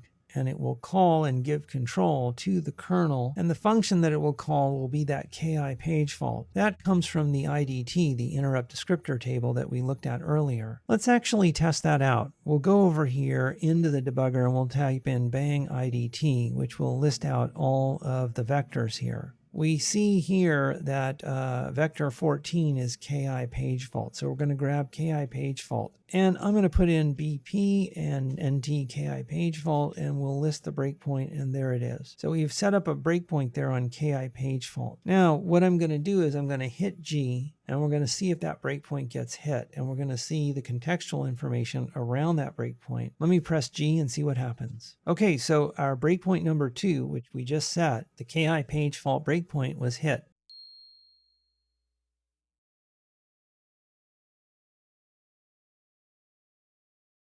Let's actually enter in K to look at the stack. I look at the stack here and it looks as though our function in the driver directly called ki page fault. And that makes sense because an exception is like an interrupt. The processor in a sense is interrupting the current thread of execution. It's going to set up the stack and give control to something else. In this case, the operating system. So let's actually have a look at the raw stack. I'm going to use the DPS command and I'm going to put in @RSP. That's the stack pointer. And then I'm going to say, well, let's look at the first, let's say 5 entries. Okay, well, according to the processor manual, we can see that the first entry that's pointed to by RSP should be the error code. And that first entry here, it has a 2. That's actually bit 1, or the second bit over, the first bit being bit 0. Here we are in the processor manual where it describes the page fault error code. We can see that bit 1 is the RW bit. When that bit is set to 1, the memory access that caused the page fault was a write. This makes sense because we were trying to write to address 0. If I go over here back to the code, you can see here's the code, and it was attempting to put the letter Z into address 0. The processor was handling the machine instructions to cause that to happen. It encountered an error because address 0 is invalid. The processor then created a page fault exception. It did this by writing the faulting address, in this case address 0, to the CR2 register, and then it set up the stack, and then it called the kernel function based on the function that's listed in the IDT for a page fault exception. That's ki page fault. Back in the processor manual for the stack during exception handling, we can see that error code will be at where RSP is, meaning it's pushed on the stack last by the processor before it hands off control to whomever is going to handle the exception. So that's what we're seeing here. This is at RSP and it has a number 2 there, which means that the operation was a write operation. Let's actually look at the CR2 register.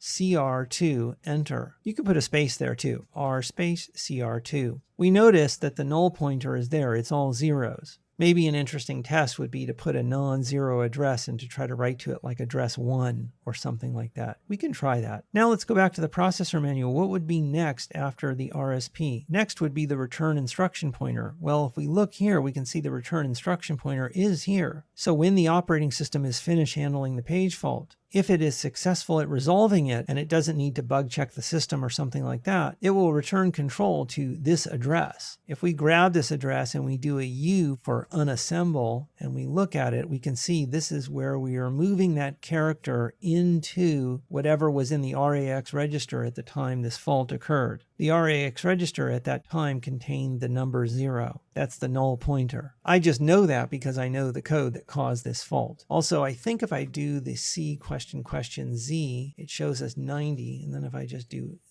90, 0 and 90, it will tell us that it's 5A. And we can see that the machine instructions are attempting to move 5A into the address that's in the RAX register. If I actually grab this same address and I do Control G and I paste that into the offset and click OK, that'll take us back to this address where things occurred. We can see here that before the offending instruction, which is right here, RAX was loaded from RSP plus 40. We can see that RSP plus 40 was set up with the number 0 just before that. 0 being the same as this address right here. So this kind of confirms the problem right here just by looking at this alone. If I go to the command line here and type in .cxr, it will reset the scope and it'll reset the stack location and whatnot. You can see up here in the window I'm back at ki page fault. So what ki page fault can do now, it has all this information about what was going on at the time the processor encountered this problem. And the operating system can do a whole bunch of different things. What the operating system ultimately decides to do is it decides to give structured exception handling handlers a chance to handle the exception. So ki page fault now has control. I'm going to press G and it's going to start handling the exception. Because of the nature of the data associated with this exception, the ki page fault handler will actually give structured exception handling a chance to resolve this issue. If I scroll down here, here's our exception handler with the hard-coded debug break. I'm going to press the G and enter. And of course, the operating system ends up calling our exception handler. Let's look at the stack. And we're down here in our exception handler, which is going to ignore this exception. I'm going to press G to have it ignore our exception. Okay, let's do this one more time. Let's deploy the driver. I'm going to go over to the debugger here and wait for the SXLD debugger event. Okay, we're at a breakpoint here, and it looks like it is the image load breakpoint. Great. Let's do .reload and let me do BL. And we have our breakpoints. Let's do a G, and then that's DriverEntry. We'll do a G again to get to device add. I'm going to trace down here to the switch statement. Let's do question, G what to do, and enter. Yes, that looks like it's a good symbol access there, and it's set to nothing as we would expect. Let's set it to 2. Let's now do step, and we end up here where this pointer is being set to 0. So let's step over that. Now let's go down here and do DV, and we see the pointer is 0. Let's actually change the pointer to be P. Let me just question P, and it's 0. Question P. Let's make it equal to 1, 2, 3, 4. And then let's DV again, and we can see that we've adjusted the pointer value. Now what I want to do is put in BP NTKI page fault, and the breakpoint is set. Now remember, I am setting KI page fault because in the IDT at location E, which is 14, that's for interrupt 14. That's the interrupt that handles KI page fault. And if we come down here, we can actually type in G, and we see that the KI page fault breakpoint was hit. Now, if I set a breakpoint on a critical OS function, one that's like an interrupt handler, exception handler, something that gets called in unique circumstances or something like that, I like to not leave those breakpoints sitting around. So this breakpoint has been useful to get me here, and I'll just do a BL, and I see that that's breakpoint 2, and I can do a BC2, and that BC2 will clear breakpoint 2. It's no longer in my list, so it's no longer active. The reason why I'm clearing this breakpoint is because I don't need it anymore. I've gotten to this location. And since KI page fault is kind of a critical handler for the operating system's operation, I don't really want a breakpoint to be sitting there. Now let's look at the stack again to refresh our memory. We had faulty code in the driver. That faulty code attempted to write a character at address 0 when we first tried this. This time it tried to write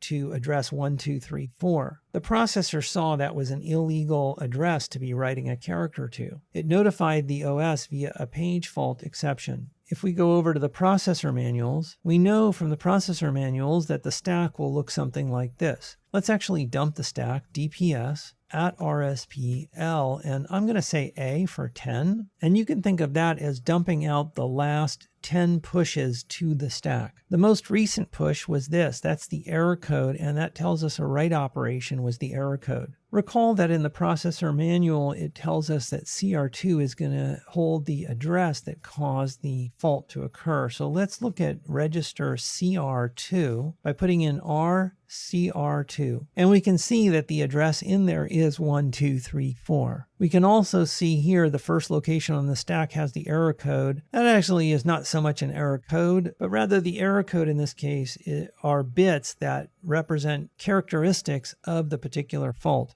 So in this case, one of the characteristics is that it was a write operation. Now, if I do the R command to dump out the registers, notice here that the flags have like 40046. Now, processor flags change all the time, so this is a little fuzzy, what I'm about to mention. But if you look up here, this is supposed to be the flags register. And if you can see, there are similarities between these flags and these flags here. This one here ends with 46. This one ends with 46. These bits here are different. This one had the 4-bit. It now has the 1-bit of that nibble set. But we see a similarity that just sort of helps us confirm that this is the flags. So if we go back to the processor manual where they talk about the stack, we can see here that it's error code RIP. So we can see here's error code RIP. Here's the return CS. That's going to be 10. And we can see down here CS is 10. Here's R flags. That's the next one after CS. So CS is 10. And here's R flags. And that's the one that kind of looks similar to this. Now, when you're doing fuzzy matching like that, you have to be careful not to make assumptions that it's not fuzzy. You can't say, oh, this is,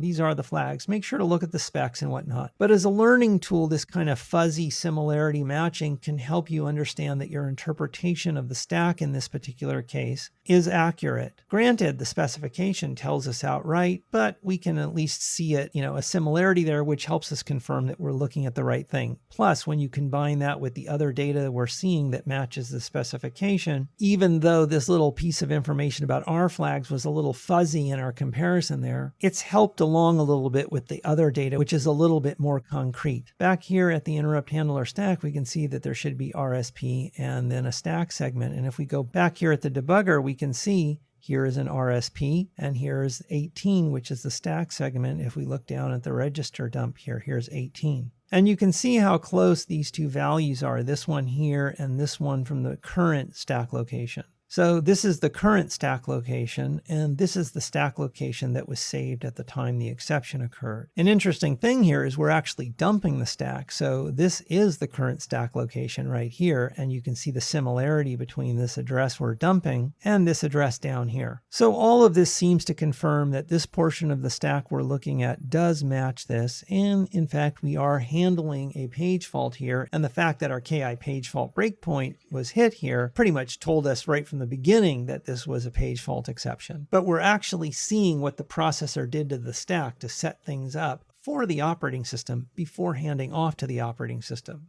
Now we're going to let KI page fault handle this exception. Before we continue, we make sure that that KI page fault breakpoint is clear or it's deleted. I don't see it here listed because I deleted it before. So now I can just press G and it will call our exception handler. And the reason why is for this kind of invalid memory access, KI page fault determines that it's okay to call structured exception handlers, and so it's giving us a chance to handle this exception. I'm actually going to press G, which is effectively going to ignore the exception, and things will continue as normal. And we can see on the target system, the deployment console window has disappeared. And we can see our start menu works on the target too, so everything is running fine there.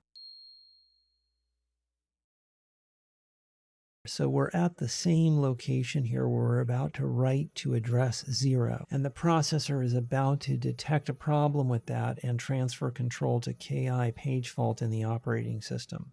I set that breakpoint NT bang KI page fault based on what was here in location E or in the IDT. So the IDT shows KI page fault is handling the page fault exceptions. And so down here I set a breakpoint on KI page fault. I'm now going to press G and enter. And then I'm going to press K and enter to see the stack. And so right after KI page fault gets called like this, I like to actually go and look at my breakpoints and disable. You can click on disable here to disable the KI page fault breakpoint. Or if you want to, you can see the breakpoint number is 2 here. And instead of keeping it around, you can say BC to clear and 2. And that just removes the breakpoint altogether. I don't like to keep breakpoints enabled on critical operating system functions like that because they can be problematic. And that's because interrupt handlers and exception handlers can sometimes be called in certain contexts or with a certain frequency that can sometimes be problematic if there's breakpoints placed on their entry. I had noticed that without removing that KI page fault breakpoint, after I hit G to let things resume, the target was frozen and I had to power cycle it in order to revive it. Keep in mind the debugger itself has its own exception handler. That's because the processor has debug exceptions, and that's what helps debugging take place. And so exception handling has to take place in order to even facilitate debugging.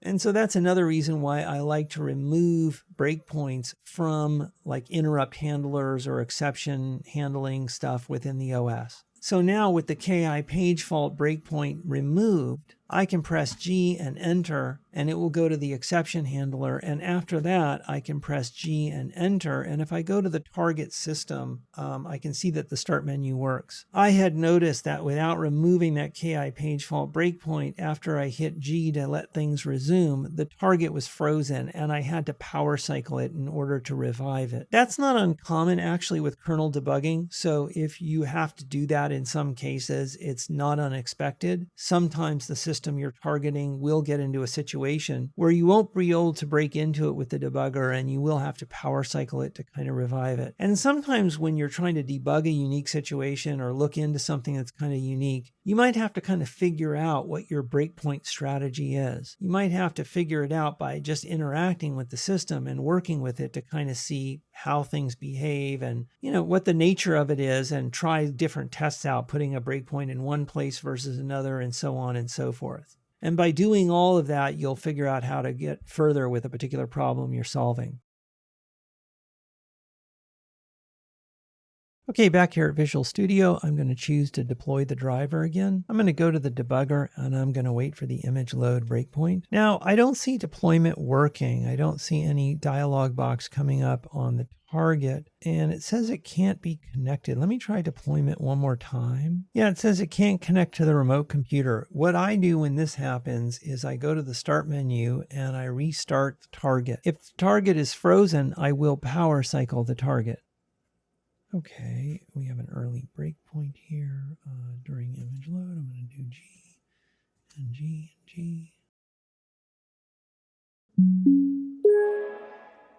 Okay, we're at the desktop and I'm going to try doing a deploy again. And I'm going to go to the debugger. Looks like deployment is going to work this time because I see a console window on the debug target. We're going to wait for the image load event / breakpoint. Here we are at the image load breakpoint. I see the system load image dot reload and list the breakpoints. They look good. I'm going to do G. G again to get to the device add. I'm going to step down here and I want this time to go to question, enter, and then I'm going to say 3 this time. This time we're going to go to the other problematic code, this one here, which will attempt to read an invalid non-paged address. Now I'm going to press F10 to step into that code down here, and I'm going to press F10 right before the buggy code right here. So at this point I'm going to set the breakpoint. So again, IDT. So the IDT entry for E, which is 14, is KI page fault. So I'm going to grab that function name and I'm going to create a breakpoint for it. And there's that breakpoint and our code that has the bug. This is the code that's going to scan memory here until it finds that invalid memory address in non-paged memory. That will cause the processor to perform a page fault exception, which will transfer to control to NT KI page fault per the IDT entry that shows that that function is the handler. I'm going to use G.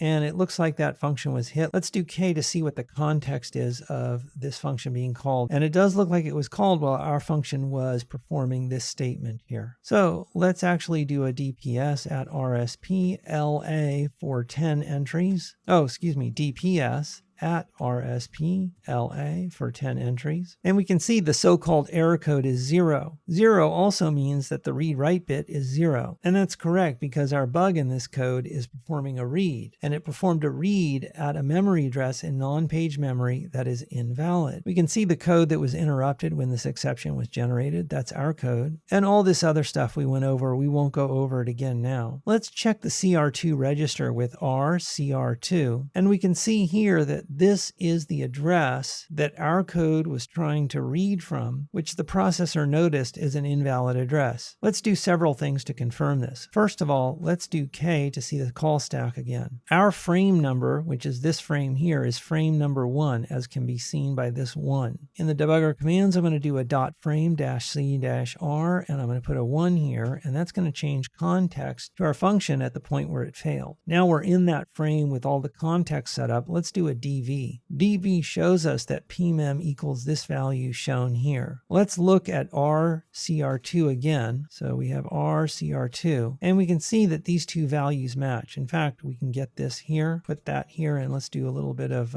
arithmetic here by subtracting the two. It should come out to 0, and it does. Another thing we could do is we could actually put an equals here and it says 1 true, meaning those two values are equal. So our machine code at that location essentially was having the processor attempt a read from that address. The processor noticed that the address is not a valid address. It's not backed by any RAM. It's a valid virtual address for non-paged memory, but the virtual address is not associated with any physical RAM. And so it's therefore not valid at this time. Therefore, the processor generated a page fault and handed control to the operating system. We had a breakpoint at the top of that processing at the entry point because that entry point is in the IDT, and the debugger makes that visible to us if we go bang IDT. And what we see is that the processor also put the problematic address in the CR2 register, and we see that that matches the address that our function, the buggy function, was at when it was performing the read that generated this exception. We can actually use the debugger to further verify this, so let's get this address value. value. Let's do a db on that address value, and of course we see the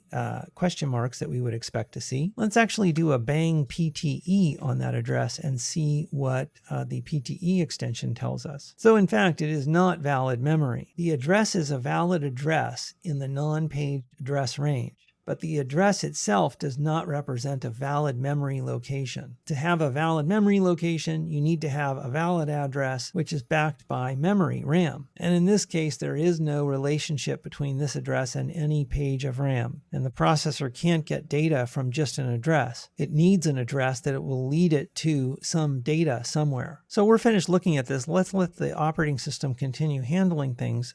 Before I do that, I want to make sure that my page fault breakpoint is not present. I'm going to do BL. Oh, I left it there. Sometimes I delete that right away. Sometimes I might forget. So let's actually delete that breakpoint by doing BD2. So I just did BD to disable the breakpoint, and that's one option.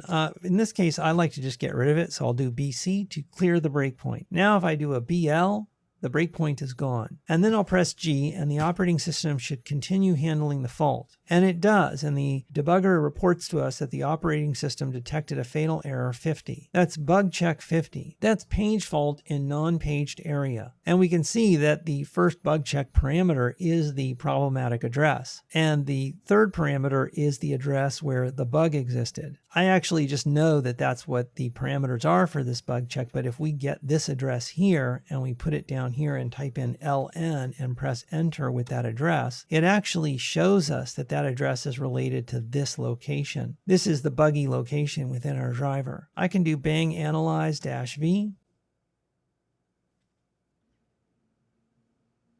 Depending on a number of factors, bang analyze can take a while to output all of its information. Once it's finished though, as you can see as I scroll up here, there's a wealth of information from stacks to registers to all kinds of other information. Definitely worth getting a closer look at. For this tutorial, we're going to focus on the bug check summary information at the top of the bang analyze output. You can see it shows us the user-friendly display of the bug check information. Page fault in non-paged area, code 50, and it shows the 4 bug check parameters. So this first bug check parameter, for example, comes from that CR2 register. You can imagine that the KI page fault handler, somewhere in there, probably gets that address out of CR2 and saves it away. So that if it decides that it needs to perform a bug check, it probably uses that to feed arg1 there of this particular bug check. All right, that's it. Let's hit G and let the blue screen happen. The blue screen has happened. And we get our break here again. Now I'm just going to do a .reboot and the system will reboot and we'll get back to desktop. All right, here we are back at the desktop. All right, that's it for this demonstration. All right, so that's it for this video. I just wanted to give a little bit of an overview to show you page fault in non-paged area and how that can occur in a circumstance where you have a driver that accesses virtual memory in the non-paged area. In our case, it was a virtual memory address that was a valid address in the non-paged range, but the address itself was not backed by any memory, so in a sense it's considered an invalid memory address. And the processor detects that exception and works with the OS to basically bring the system to a halt because it's dealing with a situation that could create a lot of problems if things were allowed to continue to execute, if they even could continue to execute. We also saw a case where once we deallocated memory and we wrote to it after deallocation, a use after free, we saw how that wasn't detected in cases where the memory remained valid after we freed the memory. Because the memory was physically valid, even though we logically did not own it, because it's good memory, the processor is able to read from it, so the processor can't detect any problems with that. But by configuring driver verifier for our driver, let's say we were in the middle of doing development, or this was like a test environment or something like that, driver verifier actually has features in there that are going to take any memory like that, any non-page memory that we free, and it's going to make it invalid once we free it in order to make it so that the processor can detect when something accesses that memory. If the processor can detect it's invalid, then the processor can throw an exception and let the operating system handle this invalid memory access, which is a nifty way to do some troubleshooting and triaging and, testing and whatnot while you're in the development cycle, or maybe doing testing and that kind of thing of the driver. in your lab environment or whatnot. All right, everybody, that's it for this video. I hope you enjoyed it. Hopefully you know a little bit more about bug checks and kernel debugging and all that jazz, and non-paged memory and so on. This is a little bit connected with the past debugging for Windows, the debugging tools for Windows video that I did in the past. I'll link that down in the description. So we really touched on a lot of stuff from a high level, but we did so with a hands-on approach to look at a particular issue. Hopefully this little introduction shows you a little bit about what you can do and the kind of power you can have to learn more about operating system internals and to beef up your driver development chops, maybe get into driver development. And you also know about driver verifiers. Let's say you're maybe troubleshooting something and you want to maybe use driver verifier to maybe help you find a problem. You can maybe explore a little bit more about verifier. And I hope all that was meaningful and you enjoyed it. If you have any questions or thoughts or comments or whatever, please leave them down there in the comment section. If there's other tutorials that you'd be interested in seeing, by the way, I did have a little survey post that I put up in the community section a while back. So I don't know if any of you want to answer the survey thing, or you could put some discussion down in the discussion section here. If there's some topics you would like to see some more tutorials on, even stuff where you'd like to have more focus and deep dive in some of the areas we touched on here. All right, everybody, that's it. Okay, be well, be safe, rock it out, make it happen, etc., etc. Hopefully you don't have any VSODs that you have to deal with, unless you're playing around in a debugging environment and you're having fun doing it, then that's cool. Oh, don't forget, like this video if you liked it, and subscribe if you'd like to subscribe and see more content. Liking the video and subscribing are both free. They don't cost you anything, and YouTube just lets you click like if you like a video and lets you click subscribe if you want to subscribe to the channel, which would be totally awesome. And other than that, be well, be safe, happy driver development, or whatever your development thing is. If you like app development, that's awesome. Make some great apps. If you're a driver developer or you're working to be one, happy driver development. Just be well, be safe, rock it out, make it happen, and enjoy the summer as much as you can, whatever your situation is. I hope you're doing okay, and hope you can find some a little bit of joy here in the summer. Or if it's not summer where you live, enjoy yourself there wherever it is. If it's winter where you're at, enjoy your winter. All right, that's it, everybody. Be well. Take care. Thanks. Bye.